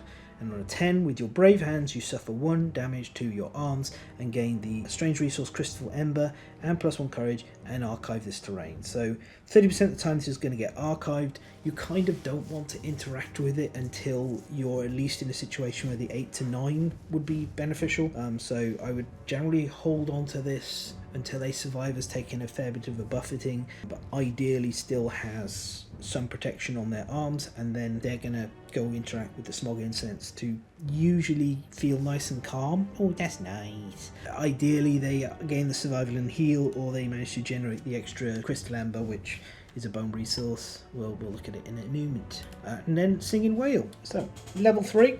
This is the song punishment. This is where your discipline in learning how to play without flipping up songs pays off. If all of the surviving survivors are now singing, then their chorus reaches something deep in the darkness, and the big old sky whale comes to pay a visit. So we looked at this card, the artwork of this a little earlier. Now let's flip over to it and look at the rules. So, a song for the darkness. I don't know if it's intentional or not, but this reminds me of A Song for the Dead by Queens of the Stone Age. I think it's Songs for the Dead. There are musical references, like in Goth's book, for example, so it could be a different reference. I don't know, but yeah. Anyway, the survivors sing and sing. The monster's song weaves through their melody in breathtaking harmony. Approaching from the gloom, another magnificent voice joins their song, its perfect pitch bending the darkness in waves. The enormous voice shakes every fibre of their survivors' beings. Their tiny minds flood with endorphins, bodies slackening with awe. They lose control of their bowels. Honestly, for some reason, the big Inception horn noise is what I think of with this. You know, boom, that noise. That's what plays in my head when I read this event. I can say I've never had this event trigger without forcing it to happen. Like, by choice during testing, I made it happen, but it's never happened by accident when fighting the level 3s. In fact, I've never felt like I've gotten super close to it, because it's very much in your hands really most of the time. Anyway, a titanic white whale crashes in front of the singing party. Smog clings to its grooved porcelain skin. With an ear-splitting bellow, it opens its mouth wide, revealing a dazzling city deep within. The survivors lay down their arms and shed their armour. They will not need them where they are going, just like you don't need eyes to go anywhere in Event Horizon. The Smog Singers and the survivors happily enter. And we roll a d10 for their happily enter after. The Smog Singers help the survivors to their feet, babbling excitedly. Embracing exhalations of the colossal whale, the Smog Singers' words are suddenly clear. Hand in hand, they all travel into the city of Smog together, never to be seen again. Or perhaps never to be seen again in human form. Maybe some of them end up being cursed and returning as Smog Singers, possibly. On 5, 6, 7, 8, 9, the Smog Singers lead the survivors to a giant fluted bell deep in the city. Encouraged by their new friends, the survivors strike the bell until the resonance increases. Dazzling lights shoot from the whale's spout. Add settlement event lights to the sky to the timeline next lantern year, and the survivors are never seen again. If the settlement has innovated Song of the Brave, which you should have done by the time you're facing a level 3, the bittersweet notes of the settlement song find their way into the harmony. Someone must stay to let them know, and you proceed to the 10 result. So, the 10, or 7, 8, 9, 10 if you have Song of the Brave. The group decides someone must return to the settlement to spread the good news. Nominate a survivor to stay, they weep and beg in vain to join the others. The 3-part melody leaves an indelible ache in their heart, and they gain the Song Heart ability. The Song Heart ability is very straightforward. Reduce the cost to perform your ballads by 1. The Smog Singers thank the lone survivor, gifting them a Smog Lantern rare gear to light their way home. The remaining survivors and Smog Singers are never seen again. Remove the Smog Singers from the settlement quarry list. So, not really something you want to have happen if you still want to be hunting the Smog Singers for indomitable resources. Also, this artwork, as you can see, is very rapture orientated. This feels in some ways like the concept of the rapture, and here's the poor person who's left behind. This card here that you probably noticed before if you've been watching rather than just listening, this is the Smog Lantern. So it's what I call a core piece because it has the ability to sit in the middle of your gear grid, and it provides green affinities in all directions. It is an item lantern with the ability of Vital. Vital is a gear special rule. If the settlement has any gear with this rule, the survivors cannot depart without this gear. If the survivor holding the vital gear perishes before the end of the showdown, another survivor must pick up the vital gear, discarding gear to make room in their grid if needed. And the amazing ability of this lantern, the reason you've been through all of this, is a cherished keepsake from your friends in the sky. You will never forget them. So yeah, all in all, not an event we want to trigger if we can avoid it. But I mean, if you want a pile of affinities for people of the lantern and you're done with hunting Smog Singers and you've got some survivors you don't mind throwing away, maybe you could just run after a bunch of Smog Singers and immediately sing all against the level 3. Heck, there's nothing stopping you doing this like very early in the campaign if you wanted to. If you can survive the hunt to get to the Smog Singers, you can just, as soon as the survivors have their first turn, everybody flip these up and boom. But there's no major mechanical benefit beyond getting a lantern that provides a lot of green affinities, so it would be very, very dependent on what you needed those green affinities for. Okay, so next up we're going to be going on to the AI cards. Oakley dokley, time for us to go through the AI cards now. Usual layout: top soft compared to normal, bottom very dangerous, attacks, intimidates related to the intimidates, moods miscellaneous that I hate as a category, but really there's no other way to put it in there. It's kind of like doing stuff that's not normally not an attack or a mood or anything, like traits and things. Okay, on the soft we have Acoustical Greeting. Two of the same card, so I can just pull the big one up. This is a harmony card. Like pretty much all of the non-mood cards, non-trait cards are harmony cards. We may see monsters in the future that don't always use harmony, so sometimes one of them acts and then other times all three of them act. It would be difficult to design, but I think done right it could come together really well. So pick a target, adjacent threat or closest threat, and if there's no target because nobody's a threat, then they'll do the Song of Smog. This is a move and synchronic attack against the target. So synchronic attacks is one dice roll for everybody in the blue area. In this case that's both of the spaces in front of the monster.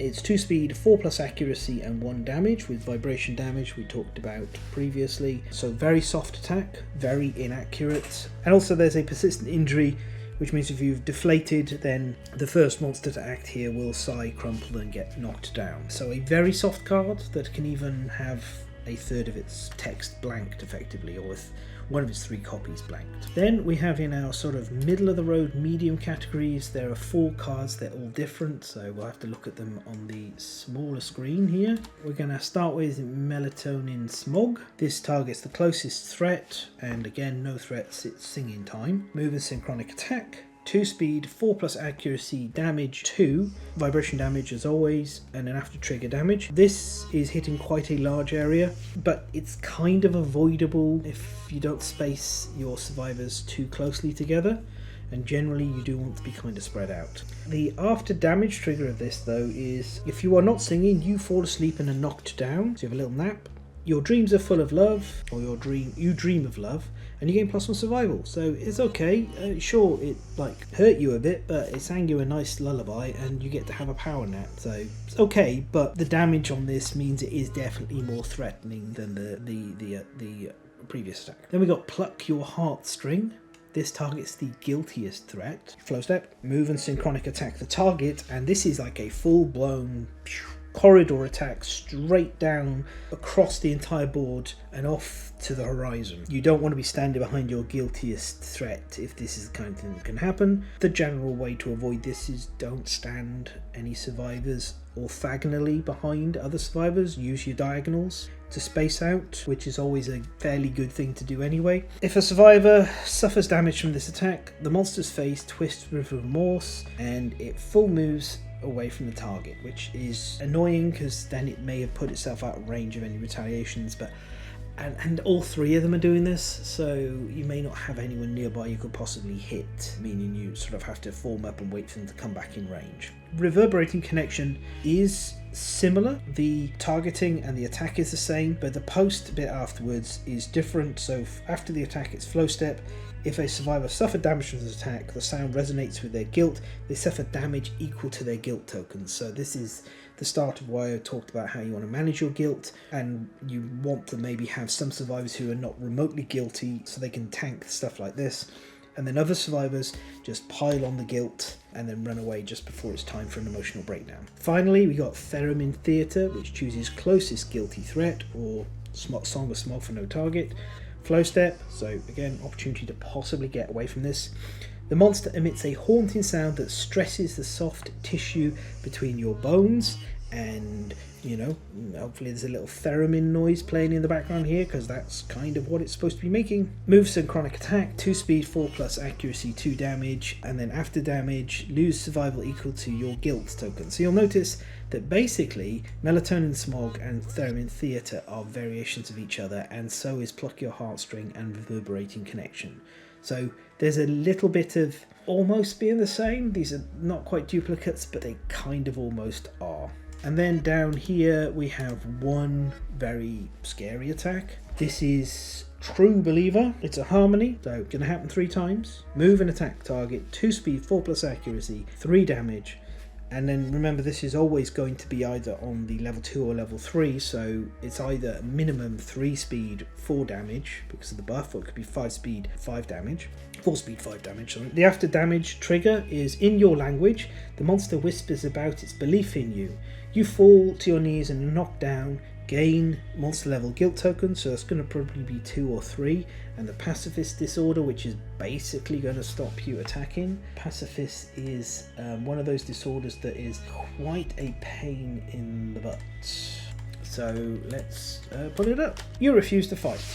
You cannot activate a weapon to attack. You get to ignore this if you're frenzied. So frenzy drink can get you around this, but for the most part you're going to have to remove this via trepanning, or you could use tools as another like little edge case. Tools have attack profiles and they're not automatically weapons because they often don't have the keyword, so that's an option, especially if you've got the Manhunter, because the Manhunter's belt would allow you to synergize that with a tool. It makes the tool very good for attacking, so you could be a pacifist who hits Smog Singers with a pickaxe because you know you refuse to fight, but it's absolutely fine to mine a monster in the face. That's not fighting.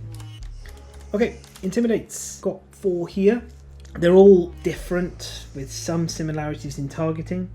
First of all, we have the Smell of Trust. Closest threat or closest survivor. Flow step.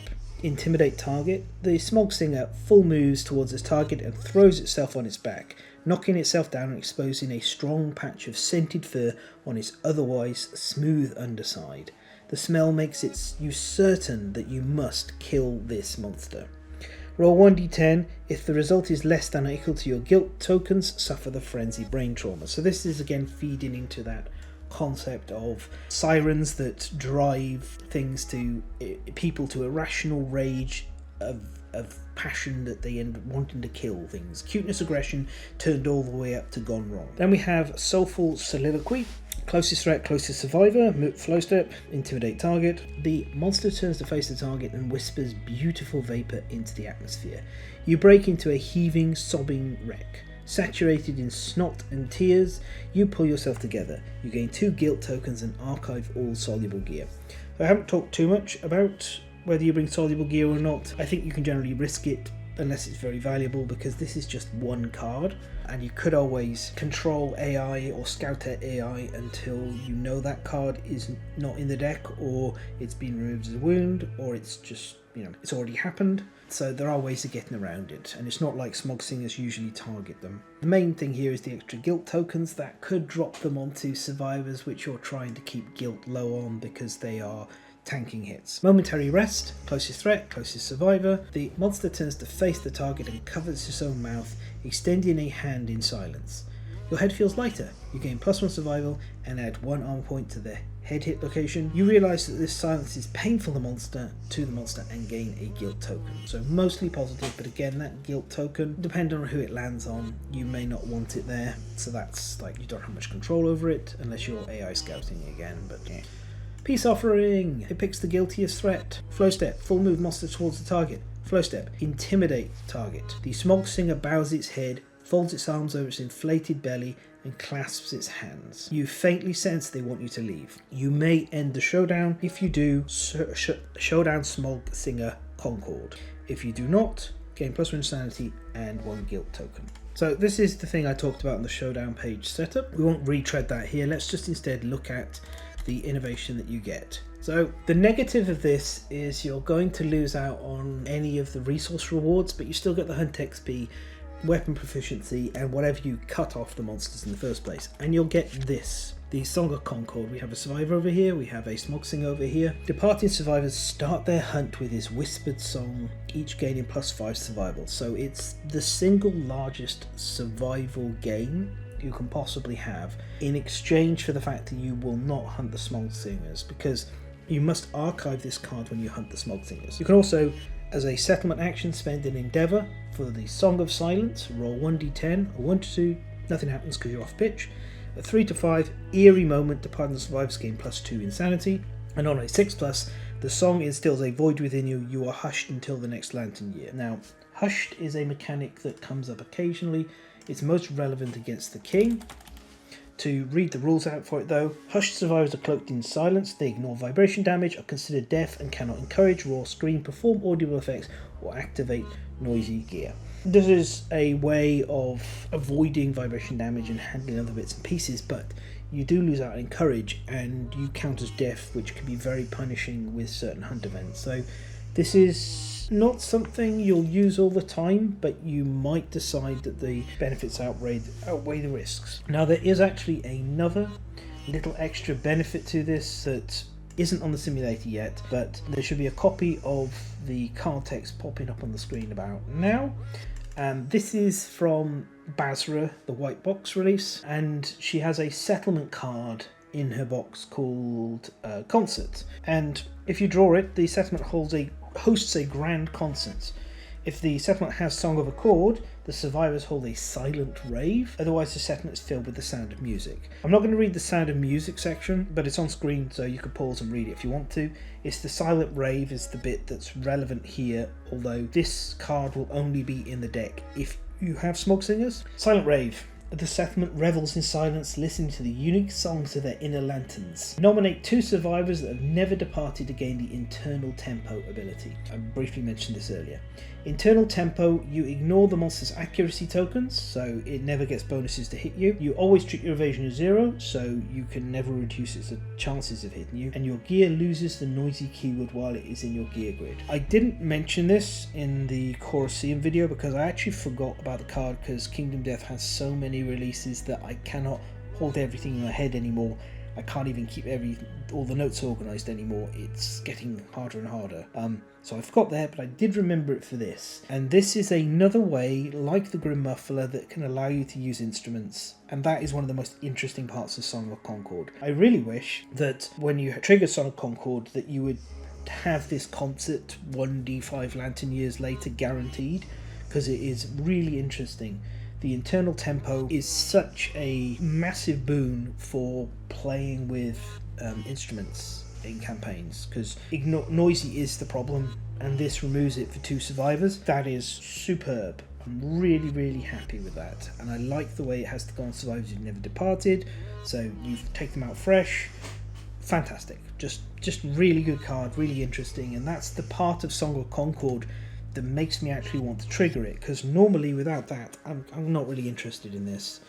I would rather have my rewards. It is very, very rare that I have reached a point where I wouldn't want to kill even level 3 Smog Singers, even if I'd already got all the indomitable weapons I wanted. I'm there for those resources, but with that extra little sweetener with the concert, we get there. So very close. Okie dokie, intimidates, medium line. I think I did all these tonight. Yes, I did. Good. So we have 2 grand jits. Furthest threat in range, closest threat no targets the instinct, and it has a flow step. The monster leaps into the air, gracefully extending its limbs. Place the monster in the closest unoccupied spaces on the opposite side of the target. The target suffers monster level brain damage from beholding the joyful prance. If you have the performance anxiety severe injury, the monster instead flops out of the air and all survivors gain a guilt token.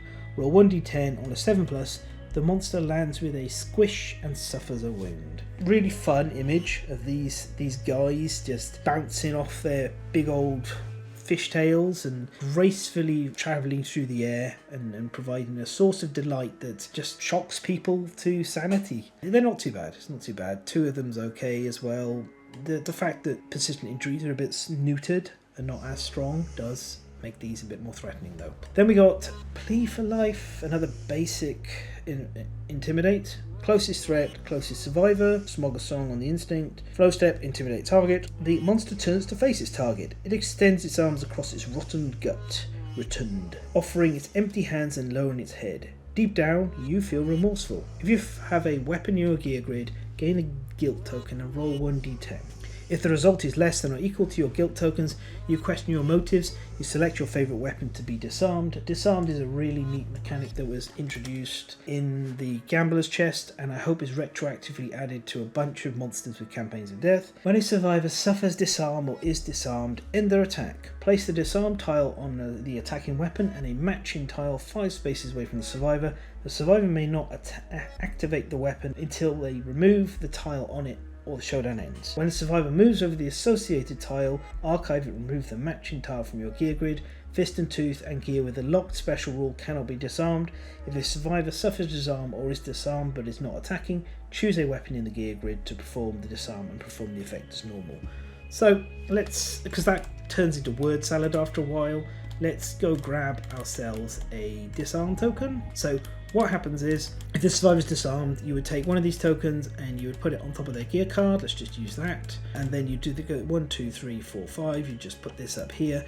And now this weapon cannot be activated until this survivor steps on this tile, because this weapon is now over here. So Alistair walks over here, steps on this, and then would take both tiles off the board and recover his weapon. I think it's a really elegant, really nice design, immensely fun, and is both thematically appropriate and mechanically balanced. So thumbs up for disarms, love to see them, really good stuff. Then we have a second Plea for Life, which is an identical copy, helps make this monster more consistent so you can internalize his behaviors a bit better. And you may have noticed already there's a lot of pairs of cards that are either identical or somewhat similar. Now we got the moods. So these do not appear in the level 1. You had to learn the game without them. Almost all of these have the same traits of being a O card, and when they come into play they draw a card. There's an exception to that one down here, and then they have their abilities. So I'm going to not read about that they're a mood and you draw an AI card every time. I'll just note the one that you do not draw an AI card on,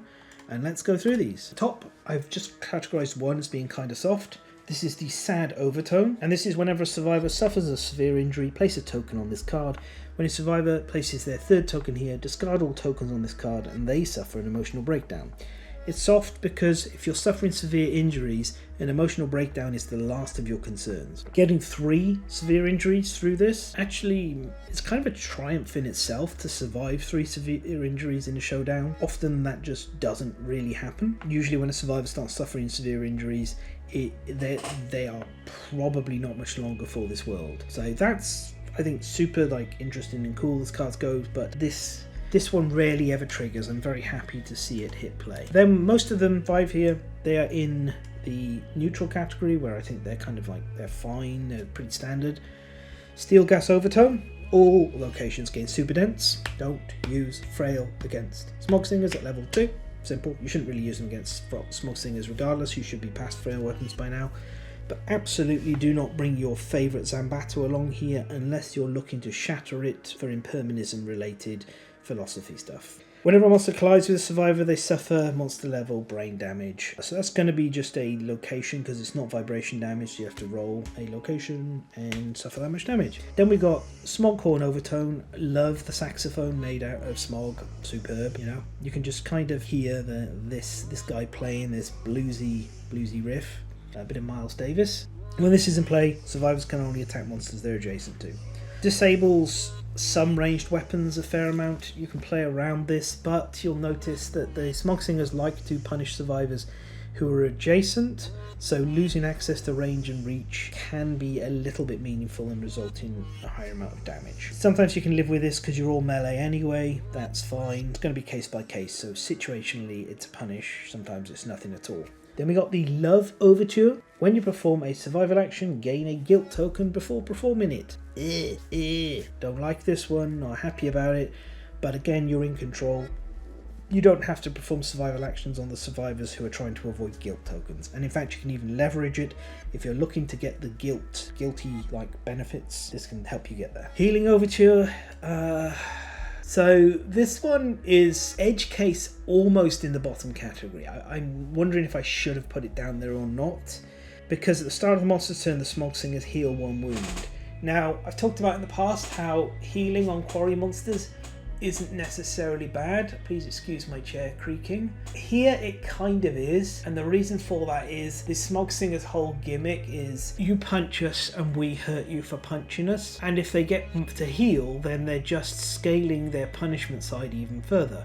Often there are monsters like the Screaming Antelope, for example, where you can just actually let them heal, beat them up again, let them heal and beat them up again, and you are absolutely fine with that going on. I don't think it's really possible with Smog Singers. This is one of those things that's super interesting about them because they are kind of a soft opponent, but you don't really want to drag the fight out against them, so farming them for critical wound locations doesn't really play out too well.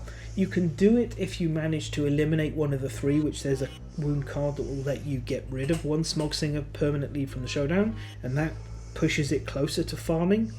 But still, emotional breakdown, it's tough, and my preference is to actually go for the reset and go for wounding all 3 to get rid of the healing overtone. So this one very nearly in the category below. And then Guilty Overtone, at the start of the monster's turn, all survivors gain a guilt token. I don't like to see this. I'm trying to finish the showdown quickly. I do want to remove this if it's there. Again, this one very nearly went into the bottom category of being like cards I don't like to see. We have 2 down here. Let's start with Powerful Overtone, which gives all monsters +1 evasion and +1 damage while this is in play. We know why more evasion and more damage is bad. More evasion means we hit less often. More damage means that it takes less for them to crack open our armor and start inflicting severe injuries. This needs to go. Speaking of needs to go, here is the absolute beast. So this is the slow overtone.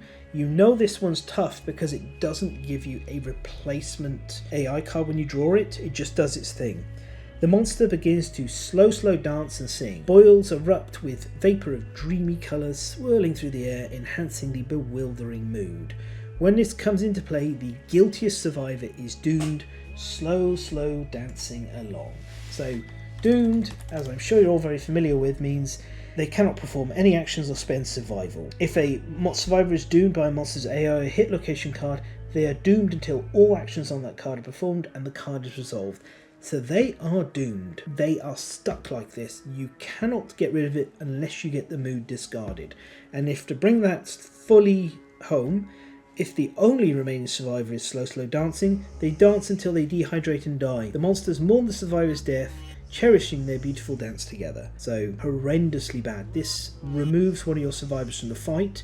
At best that puts you into a 3v3 until you can get this discarded, and it can just mean if you're fighting 1v3 because things have gone horribly wrong, the last survivor desperately needs to not get hit by this, otherwise they are just auto dead. I think this is a very fair card. I think this is a very interesting card. It is also very dangerous, so watch out for it. Speaking of dangerous, but we got True Kiss. So this is closest threat, closest survivor, and then it full moves adjacent to the target. If adjacent to the target, the monster gingerly embraces them.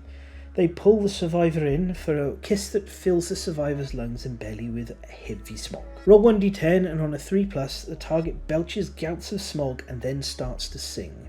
Flip their song card face up. If they were already singing, they gain a guilt token instead. So in middle category, because this doesn't always force the card flip, and you can dash away from this to try and outpace them if you are in the right place to move so far that they can't get to you. But the scary thing is, this is 3 true kisses, and that could well be 3 survivors suddenly starting singing. So this one falls into the really scary category against the level 3, and it's somewhat scary against the level 2, because it's just effectively giving buffs. By the way, if you get in a situation where 3 survivors are singing and 1 isn't, sometimes the correct play against level 3 will be to just move that last survivor far, far away and just do whatever you can. Like, if you've got the ability to make them not be a threat, like fecal salve or hide in tall grass, you just do it. Or if they're the scout, if you're playing with the scout, they can activate their cloak and hide away in that. Because, yeah, no thank you. We've already looked at what happens with all survivors singing. Not great. And then our final AI card is the Devil's Melody, which has this wonderful illustration. Evil smog sprays from the rows of nipples on the monsters' backs. The survivors feel immense danger and gain +10 survival, +10 insanity, +1 speed token, and +1 movement token. If the survivors are victorious, nominate one of them to get the Devil's Melody secret fighting art. We'll look at that in a moment. At the start of the monster's turn, the monster suffers a wound, and each survivor suffers a random severe injury. So I think you can already look at this and figure out why this card is so bad. It's doing automatic severe injuries, and also it's doing 1 wound to the Smog Singers and 4 severe in exchange for 4 severe injuries. So that is kind of just really bad. You've got to close the fight out very fast if this is happening. And once it's in play, it is there until the end, so buckle up, you know. Devil's Melody, which this is 2 ways we've seen you can get it. Here we are. It gives you a ballad.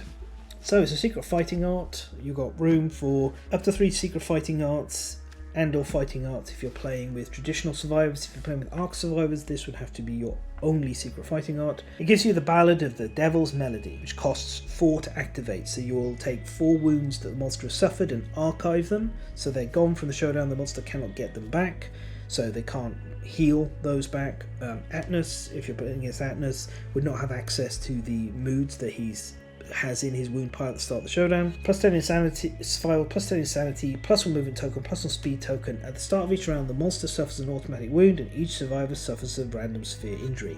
This is a little better than the Devil's Melody, despite being mechanically the same thing, because you get to decide when you want to trigger this. So you can hold on to this and set yourselves up that you're going to pop this at a situation where you've got Dried Acanthus or things to kind of neuter the ability, or tough, things like that improve the odds of you surviving the chart.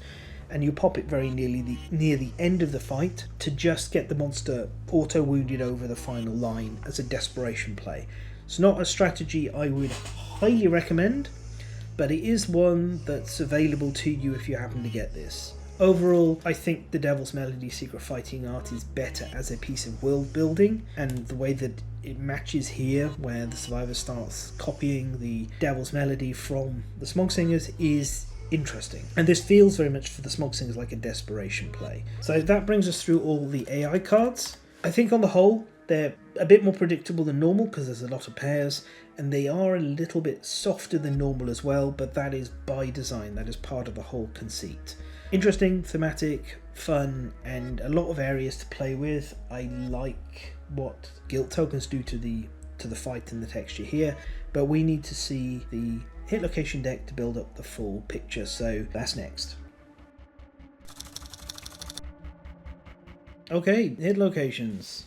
Same as before, we categorize them. These always do a thing. These are wound reactions, failure reactions, reflex reactions, trap. So, over here, there's a bunch of cards that are kind of somewhat similar again in this. So you're going to see this turn up a few times, which is if you have 7+ guilt tokens, you gain +2 luck to wound this location. This is why I talked about stacking some survivors to be incredibly guilty and keep others relatively pure and innocent. Right, soft back breasts, and nice flavor text, nothing there. Critical wound, if you have, is a random monster resource, we love to see it. And if you're 3+ guilt tokens, you get to full move towards the monster, take a bite off a chunk of flesh, everyone else gains a guilt token, and then this gets archived and you get to inflict additional wounds for every 3 guilt tokens you have, which can end the monster pretty quickly. So again, that stacking guilt onto 1 or 2 survivors something to hold in mind. Loving Eye, as mentioned, that's a 7++2 luck. This, again, we get our random monster resource, and we have the full move adjacent for 3+ guilt tokens. Then you'd rip out an eye this time, stalk and all, handing out a guilt token to all of the survivors, and get to deal the additional 3 wounds. Hood Foreskin, what a lovely phrase. Same again, no guilt this time, no extra luck this time, but has the same mechanic. You yank away, fold to hide instead here, and inflict the additional wound. Flat Nose, same again, but 3+ guilt tokens has you ripping off its nose, archiving the hit location, and inflicting an additional wound for every 3 guilt tokens you have. And then the Downey Belly, Robert Downey Belly Jr., is different. You strike the monster before it has a chance to harden its intestines with air. If you are striking with a heavy weapon, gain +4 strength to wound this location. On a critical, the monster's lower lung deflates explosively. Nice little concept that these guys have at least 2 pairs of lungs, or their lungs are divided and sectioned up inside. Trumpeting air from the monster's mouth, you may inhale its cloyingly sweet breath. If you do, your veins inflate with gaseous might, you gain insanity, a permanent strength and a guilt token. You're always doing this. Temporary guilt token in exchange for an insanity and a permanent +1 strength, yes please. So as we can see through all of those, very good critical hit locations that encourage you to be guilty, to be nasty, and reward you for doing so, because we hate the Smog Singers and we want to tear them into little pieces and stick them in a box for our children to eat. Then we have over here just the one, Velvet Back. This is our first strike location. First strike, you have to hit it first if you draw it amongst your attacks. The monster attempts to communicate with you. It turns to face and pain spews from its mouth. You suffer monster level vibration damage. So vibration damage, not too bad, but you know, as we talked about, can get more dangerous near the end of the showdown. Critical wound, the attack smashes the monster's back. All Smog Singers cry out in pain, suggesting they're kind of linked. Persistent Injury Despondent, when the monster puts a wound into play, roll 1d10 on a lantern, it suffers a wound. So this doesn't really do anything against the level 1. It's got a chance of doing something against the level 2 and level 3, but quite often it might not. So it's okay. And then the Undulating Belly Slime is another first strike location. Opening its mouth in a silent scream, the monster engulfs you in overwhelming smog. Reroll your successful hits from this attack with -2 accuracy, so you have to reroll all your hits, and then you'll have to discard a hit location for each one that becomes a miss, so that can drag time out. That's why it's in the bottom category. On a critical, you get to inflict the persistent injury of Deflated. Sad Sacks. Gales of air discharge from monsters' bellies, and that affects some AI cards. We've already looked at the ones that are affected by Deflated. And we have Inducing Tail Slime. Writhing on the ground, the monster contorts into impossible shapes. Reroll your successful attacks from this hit with -2 accuracy. Discard location same as before, except this one has the, if you have 7+ guilt tokens, gain +7 luck to wound this location. Incredible. And on a critical, the monster's fin flops pitifully, the pustules on its tail leak radiant streams of smog, gain 1 random monster resource, full move, all Smog Singers away from you. So the rerolls is what puts this in the bottom category. You're not heavily punished for this really, as long as you have good accuracy. You are heavily rewarded if you do have high guilt. So again, we're starting to build up the picture and support it of the playstyle you want to be running. Damage dealers guilty, damage soakers innocent. Trap triggerers innocent, damage dealers guilty. Right, on our wounds, 2 up here in the top section I think are quite reasonable. They are identical on the top section, so I'll read that once for both. We have Fleshy Forearms and Downy Throat. Fleshy Forearms is a wound. Thrashing in panic, the monster moves 4 spaces away from the attacker. If still standing, the attacker may pursue the monster. If they do, their aggression is shocking, and a survivor with the least guilt tokens gains 1. Pursue is a mechanic that you gain a movement that you must be spent immediately to move towards the monster, and if you are adjacent after that move, you get to draw another hit location. So melee kind of supporting. You're less likely to be able to do it with ranged weapons, but there are some that can manage it. The critical wound is 1 random Smog Singers resource. In fear, the monster signals a plan with its bloodied forearms, and you reveal the top AI, so you get to a little bit of scouting for free there. Downy Throat is the same, except the critical wound is you crush the monster's throat, it is knocked down, and you discard all moods in play. Onto our kind of middle ranking. They're okay. There's 2 again. We've got the same wound effect on both of these. So I'll read it once. Floating back ribs. Wound, the monster panics, excreting smog laced with fear hormones from its many nipples. If the attacker is guilty, primal fear overtakes them. They full move away from the monster and suffer monster level brain damage. The critical wound here is the monster wheezes melodically. It falls out of step with the tempo of its song. Its movements strained and sluggish. The Smog Singers gaining -1 movement token. Movement's always appreciated when it's reduced because it increases the spaces on which you can avoid the monster from hitting you with AI cards. The Downy Gut Holding Hand is on its critical wound. The monster cradles its limp hand and whimpers. Gain a random monster resource. A dark corner of your mind relishes the pain you inflicted. You gain the Marrow Hunger impairment and remove all of your guilt tokens.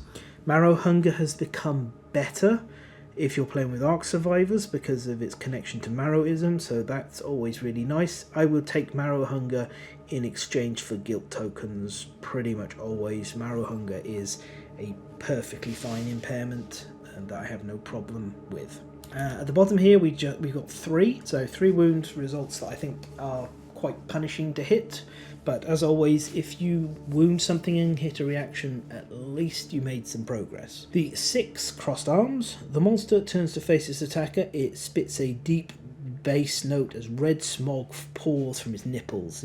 Again, it's time for that Inception horn with red smoke everywhere. Ooh. All survivors in the zone of hate suffer 3 damage to a random hit location and bash. Bash will knock you down unless you're immune to it. The zone of hate is a 1-space zone all around, including the corners. Again, we kind of talked about how you should sort of use reach if you've got it, spread out, tackle each of the monsters separately, go 1v1 with one person floating around to cover the problems as needed. The critical wound is your attack breaks something cherished, gain the monster resource Wistful Tooth. The monsters redden steam with anger, they gain +1 damage token. So sometimes critical wounds punish you. This is one of those that's part of the reason it's down here. You get a Whistle Tooth and a wound, but +1 damage token, especially if triggered early, can mount up. The Velvet Chest has the wound result of smog pours from the rows of memories on the monster's back. Full move the monster towards the attacker. If adjacent, smog chokes you. Suffer monster level brain damage. If you are insane, you see a dazzling city, which is the City of Dreams, and its greatest champion, the Fight King. With a single punch, it knocks you out. You suffer bash and knockback 7. This kind of links into how dreams are a form of reality within the world of Kingdom Death. Saviors go into that realm, and here we have a connection between that. Perhaps the City of Dreams partially exists in the ethereal realm, the realm of the ethereal dreamer. We don't know for sure, but either way, I kind of love the idea of like smoke pouring everywhere, this cloud, and survivors like choking and looking through it. And they see this dazzling city, and then this big old fist with a boxing glove just goes boom, smacks him in the face. Just brilliant stuff, just brilliant. I don't know who the Fight King references. I'm not sure if I ever want to know. I don't even know what real world reference it is, although I like to think it's to do with Nintendo's Super Punch-Out, I think it is, the game which had Mike Tyson at the end, because that's kind of builds into the amusing image I have of this card. I like to point at things when they're really cool, and this one's just kind of really cool. It's just, even now, I'm not playing, and this one is just amusing. I love it when people draw this and trigger this and they're like, what, wait, what? I just got punched by a guy from a cloud? Yes. The critical wound has the monster clutching its caved-in chest. Its eyes fill with determination as its passion to reach the survivors intensifies. The Smog Singers gain a +1 damage token and a -1 toughness token. The damage is scary, but the higher toughness means you're going to be able to churn through the monster's life total a bit faster. So plus or minus, whatever. It's kind of fun, again, here on the storytelling front, that the damage the Smog Singers are dealing is not intentionally trying to hurt the survivors. They're trying to get through, but their voices, their songs are painful for the survivors, and the Smog Singers are not quite comprehending that, which is nice. And then we have the Forlorn Face. On a wound result, the monster shamefully hides its ugly hatred on its face.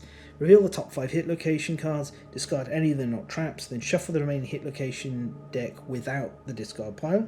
So this supports, once again, how if you have the Crest Crown or the Scythe, or even the spear proficiency, you're instructed to reshuffle. You're always shuffling the discard pile in because we're expressly told to not shuffle the discard pile here. The reason I put this in this category is because it's milling 5 cards out of the deck that are not the trap and then shuffling and messing with the orders. So if you'd scouted anything at all, that's all gone out the window now. Critical Wound has the monster's song garbled by its ruined face, bringing unwanted tears to your eyes.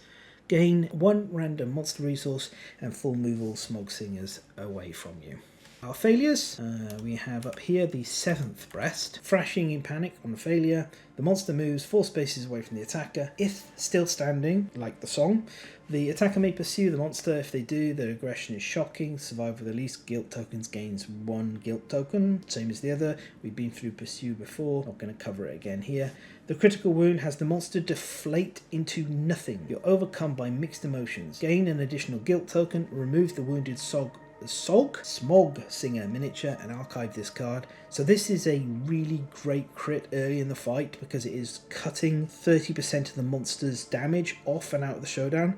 And it's not like you can now lost the ability to score more wounds. Nope, you've got the same number of wounds to get through, which means you can start to maybe farm a little bit on these things. I'm always happy to hit this one and critically wound it. And as we can see, critical wounds, once again, very, very, very good. Then down here we have the Singing Kidney, which is fun in itself as a concept. On a failure, full move the monster towards the attacker. If adjacent, colourful smog pours into your mouth.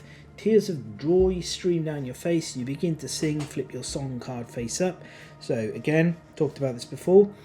Song cards flipping up do make the showdown harder, but remember very significantly that if you only have one survivor who is not singing and you're fighting the level 3, that survivor, their best job is now to not get involved, to not fight, because you don't want the whale to turn up and take everyone away for their rapture. That's not what this settlement's about. Everyone's staying here, no better times for anyone. The Critical Wound is gain 1 random monster resource and put Performance Anxiety into play, which is when the monster performs a Harmony AI, the second monster to act is out of sync and is knocked down instead, and it also affects some AI. That's a super useful persistent injury because you get to decide which monster acts second, so you can have the most awkward or most dangerous one, or the one who's likely to target the most threatened survivor.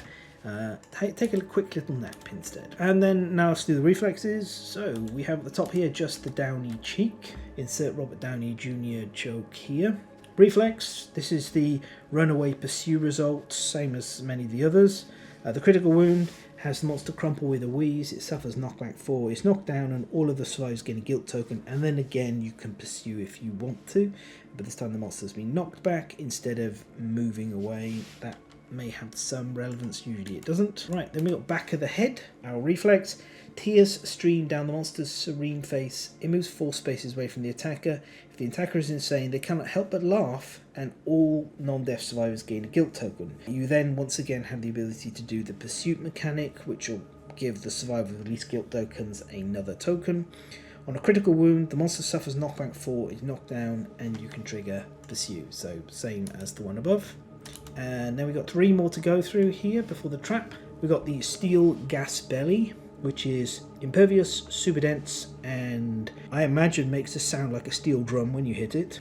Reflex, air whistles as the monster inhales. Its gut expands rapidly with pressurized air, making it nigh invulnerable. If adjacent, you suffer bash and knockback 6, and you are so impressed that you gain +1 insanity. On a critical wound, your attack forces a long belch out of the monster that turns wet with regurgitated Smog Singer stomach lining.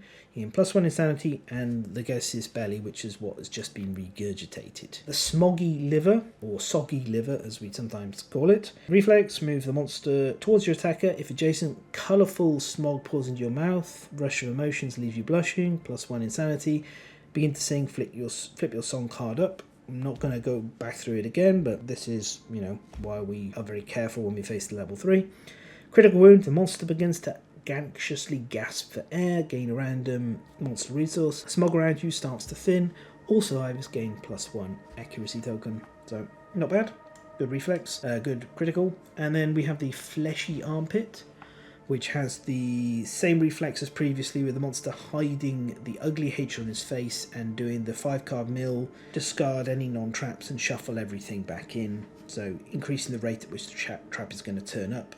And as we look at the trap, we'll see how that all plays together. Critical wound, flesh and viscera fly through the air. The monster wails a song of lamentation. Gain a monster resource, full move all Smog Singers away from you. So I think at this point you may have noticed there's a lot of elements here that are kind of repeating. So things are quite predictable despite the flavour being different to the descriptive text. The cards can be categorized. There's the pursuit cards, there's the they run away from you cards, the flip your song card up, that kind of stuff. So it's worth noting that and paying attention to this, and you can kind of get a better picture of what the Smog Singers is going to do when attacking or when being attacked, even without scouting, because of these predictable threads to it. So, Song of Murder.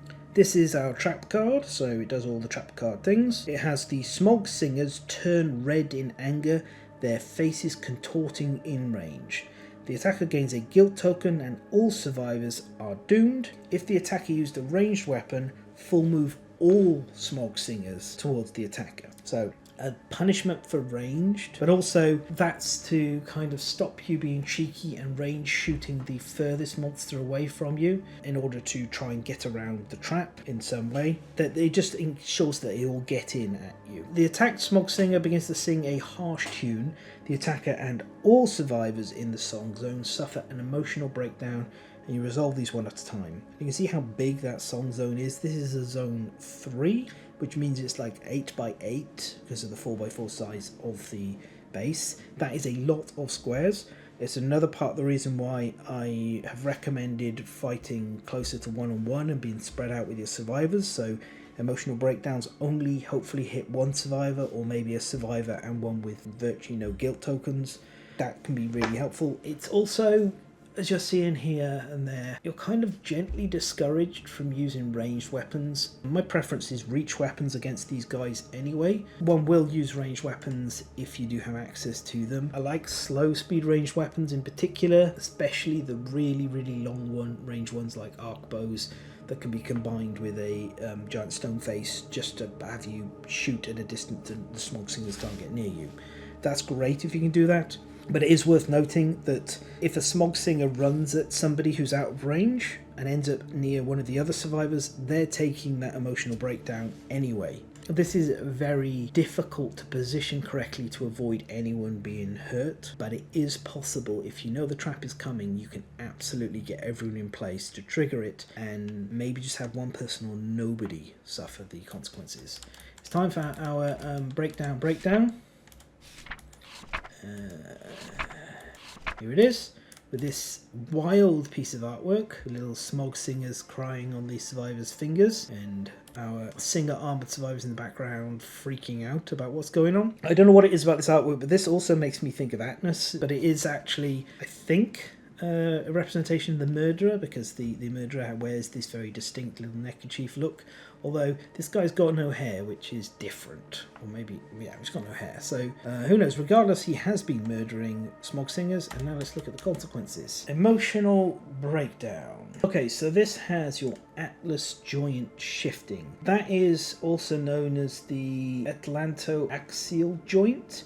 It's your C1 and C2. It's a joint in the upper neck between the atlas and axis, C1 and C2 vertebrae. So quite sort of high up in the neck. You can Google it up to see where it is located, but it's like basically nearly at the base of your skull, if I remember correctly. I'm not a doctor. I just GM for someone who's learning to become one. Yeah, so you hear a new sound rings in your ears and you hear the devil's melody.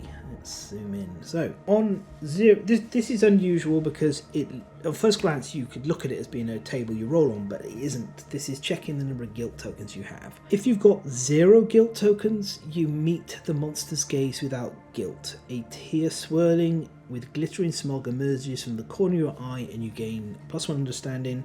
Lops, limit once per showdown. I've shortened that to lops quite often because I like the sound of lops. Then on a 1, 2 or a 3, the melody descends like a searing curtain over your body. Your feet blaze into aching motion. You full move away from the monster and suffer monster level brain damage. This is very hard to avoid this happening. So many things just coincidentally give you guilt tokens that it's often where you kind of land. If you are singing on a 2 or 3 and the settlement has any music innovations, which you probably should because a settlement without music has had some unfortunate choices in its settlement innovation options, you are distracted by the top notes of the melody instead. Your cochlea recoils in disgust, forever deformed. You suffer the death, severe injury, head injury, and stop singing. Becoming deaf is never something you want to happen. You do lose access to a bunch of useful things, and some hunt results really punish you for being deaf. But it is at least turns singing down, which is something that can be beneficial against the level 3s if you're getting close to the whale arrival.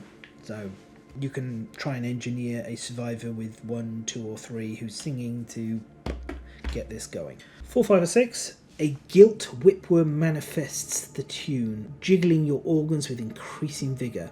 Shaken, you lose your balance, suffer vibration damage equal to your guilt tokens, and bash.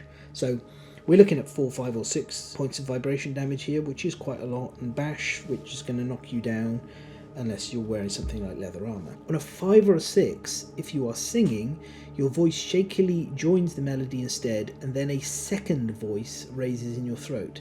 A guilt whipworm's piercing screech reverberates through your guts, rising to your scalp and producing burning pain.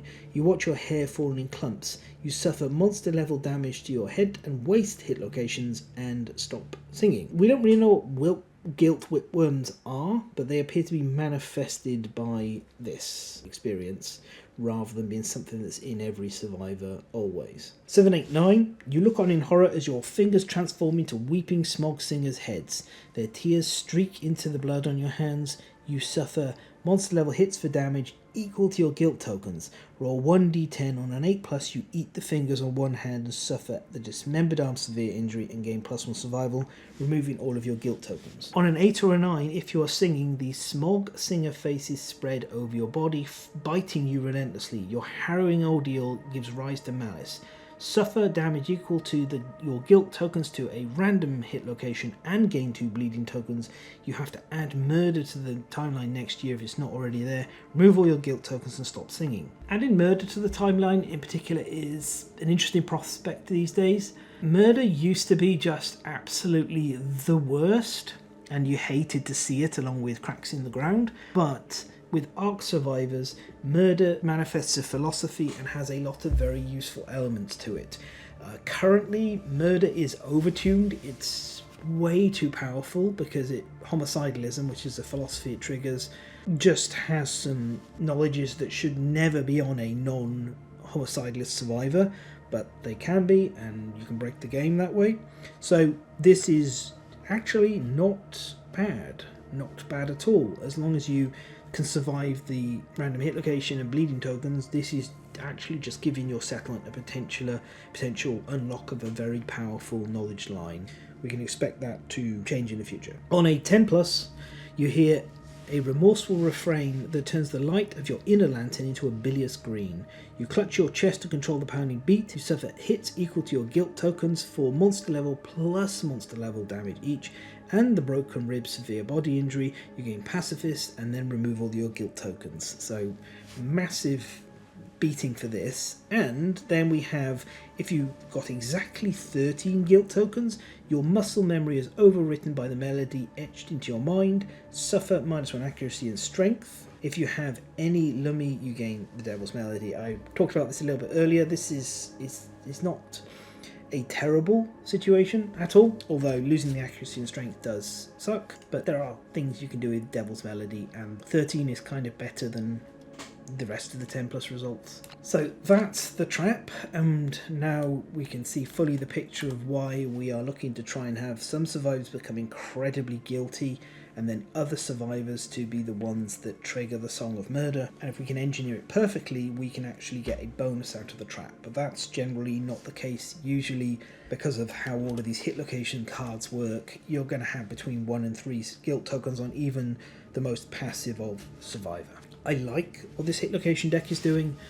I As I've said before, I don't think it really comes to life until at least the level 2, because you need so many wounds to properly get enough triggers of emotional breakdown to provide a threat. The level 3 nearly gets there all the time. I think it's quite interesting, but there's definitely places you can play around this, and you can see there's room for skill and knowledge to effectively trivialize a lot of what this monster is trying to do to you. However, I still think that's great design. I think this is the second best showdown monster in Node 2, with Spidiculus being the best showdown. This is second best. I definitely think it's better than Screaming Antelope, as much as I love the Danger Deer. Yeah, and this is a big part of that. And I will say, I greatly appreciate it when a level 1 version of a monster kind of shows you what it's going to do, but doesn't do it fully. It's painful when a monster goes, aha, this is my trick, and I've got you already, suck it, as opposed to one that goes, hey, I do this thing, I don't do it super well yet, but I am going to really hit you with it further down the line, so you better learn right now. It's a nice sort of difference. Okay, resources, very quick to go through these, and then we'll be done.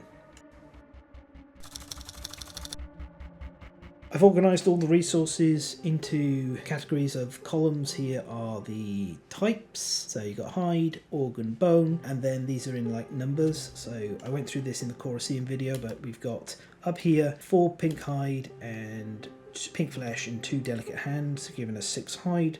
We've got here 2 singing tongue and 2 gaseous belly for a total of 4 organ, and this one can be specifically drawn by particular hit location critical wounds. Down here we've got 1 tail fat and 1 vocal cords. This still remains one of the most disturbing images on any resource card for my mind. Don't forget, you can sometimes, this is quite good, especially if you got cannibalized for the +1 understanding on top of the other bits and pieces. And tail fat isn't something super important for crafting. On the bone front, we have got 6 bones here. I talked about in the Colosseum that you'll reach a point where you actually want to start doing this, because gaining a music innovation for a cost of 1 bone is amazing. And then we've got just the fluted severed head. So when we look, which is a bone and a skull. When we look at this in total, we can see we got 6, we got 6, yes, and then 7. So 3, 3, 1. So there's a slight trend towards bone, ever so slightly. Otherwise it's kind of an even split. And you don't have much in the way of like multi-use. Like bone and skull is very common together.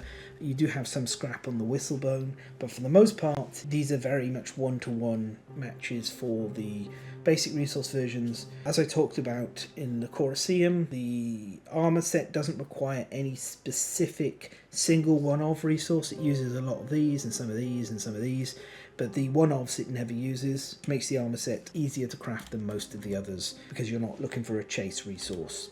Okay, over here, Indomitable resources. Been through the patterns, see the Colosseum if you want my thoughts on those.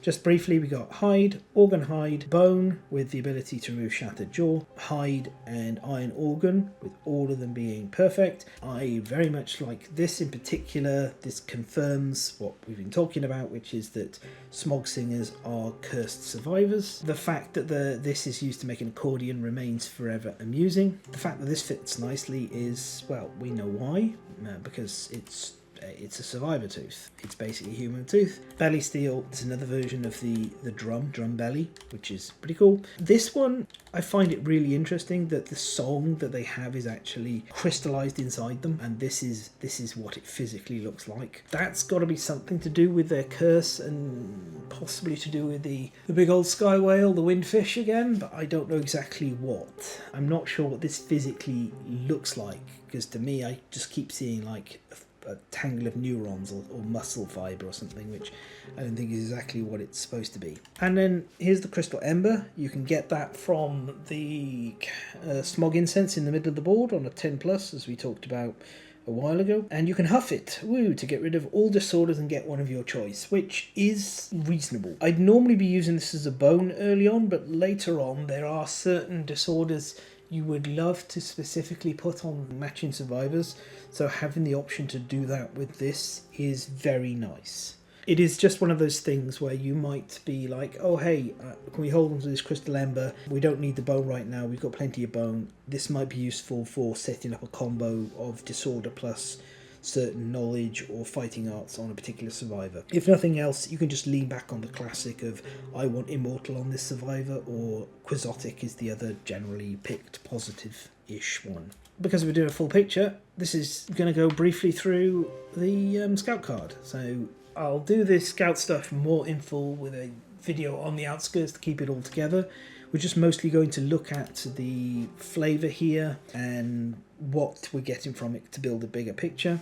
So scout discoveries are handed out if you are playing with the scout and you beat a level 3 version of the monster, but only for the first time. Here, a fragrant smell leads the scout to the smoking patch of broken stone faces and debris. Heat radiates from below. The survivors dig carefully, exposing a shining pit filled with tasty-looking charred vegetables that sizzle in the shimmering heat. You roll 1d10. On a 1 to 2, you eat the perfectly roasted vegetables, and all survivors feel a sense of peace and joy and get to remove all their disorders. On a 3, 4, 5, between the hot crystals, the scout finds a pepper. Gazing at it, cross-eyed renders it invisible. Gain the ghost pepper strange resource. We'll look at that in a second. 6 to 7, the group sits and eats and laughs. Their worries melt away. For a moment they experience the life of the tender-hearted singers. Their hearts swell with compassion. Remove the Smog Singers from the quarry list and murder from the event deck. So if you haven't already gotten your homicidalism, forget about it now. It's gone. Smog Singers are gone. You better be happy with all that. I think thematically this is pretty cool. I like this kind of thing, and the time that they may be removing themselves from the settlement targets that you should have almost exhausted everything you wanted from them anyway. The survivors eat more than their fill, collapse in a bloated repose. They happily burp and giggle. They find a curious item left by a smog singer and name it appropriately. Gain the belching bagpipe rare gear. So, ghost pepper first, here it is. Consume and archive it to gain the spectral stomach ability. The spectral stomach is when you consume and archive something, roll 1d10, on an 8+, it comes out the other end intact, do not archive it. This is best used with gourmandism survivors who want to consume things and they archive them during the process. This allows you to use that at the other end. It has to specifically be the consume keyword that is doing this, but that is really cool and unique. I would generally hold on to this for as long as possible until you've got a survivor who can really combo off with it. It's better to bolt it onto the survivor after than give it to a survivor and try and engineer the pieces in place. You only get one ghost pepper per settlement per timeline. Make sure it goes to the right mouth and the right digestive system. And your boy the belching bagpipe, Selkie, Scotland, whoop. Belching bagpipe, weapon, instrument, noisy other, 2 speed, 7+ accuracy, 9 strength, so appropriate stat levels for the level of the monster we've killed. It's a ranged weapon because of course it is. It has the Ballad of Pride. So that's a 9, which means you have to archive 9 resources, 9 wounds from the monster's wound pile. So you have to have dealt 9 wounds and then play this ballad to archive it. Of course, you might have ways of reducing that amount via the Smog Singers armor set, etc. The survivors laugh, feeling omnipotent. They all gain Undeathable. Undeathable is when you... Let's read it exactly. A special rule: if a survivor would die, roll 1d10. On a result of a 6+, instead the survivor lives. If this roll occurs from the survivor having a lethal amount of bleeding tokens, the survivor will not die until they gain another bleeding token. And that was updated 5 months ago at the time of recording here, so that's a pretty fresh rule. Undeathable's the kind of thing that I don't really want to specifically carry a gear card for, but Inexplicable Survival, which is the kind of thing you get from Undeathable, is something that you want to have for certain crafting recipes. And also, when it's tied onto a fairly solid ranged weapon like this one, then it's a nice extra bonus. This allows you near the end of the showdown where survivors are perhaps getting a bit worn down and they've got less protections, for them to get an extra save for the worst case scenarios. You don't want to be rolling those severe injuries anyway, but having this as a buffer, 50% chance of dodging death if you roll it, is nice. It's something.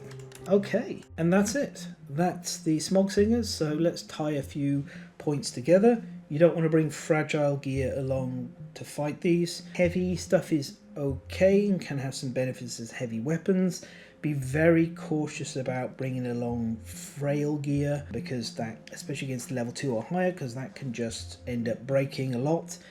But of course, if you're playing with impermanisms, the philosophy, that may be what you desire. The general goals here is to fight the Smog Singers separated apart and try and ensure that they're going at different targets. The survivors who are dealing damage should kind of try and concentrate on dealing damage, with the others avoiding doing it if at all possible, so that when you get close to the point where the trap can trigger, you're going to use a survivor who isn't guilty to go for that. Of course, the really, really good way to go for it is to have a trapper, a lancer, which is a spear using survivor with spear proficiency and or the blue charm, so they can hit the trap and perhaps even just cancel it entirely. That really breaks the ability for the Smog Singers to put any kind of pressure on you if you just go every time the trap might come up, and you shuffle it back in and reset the deck.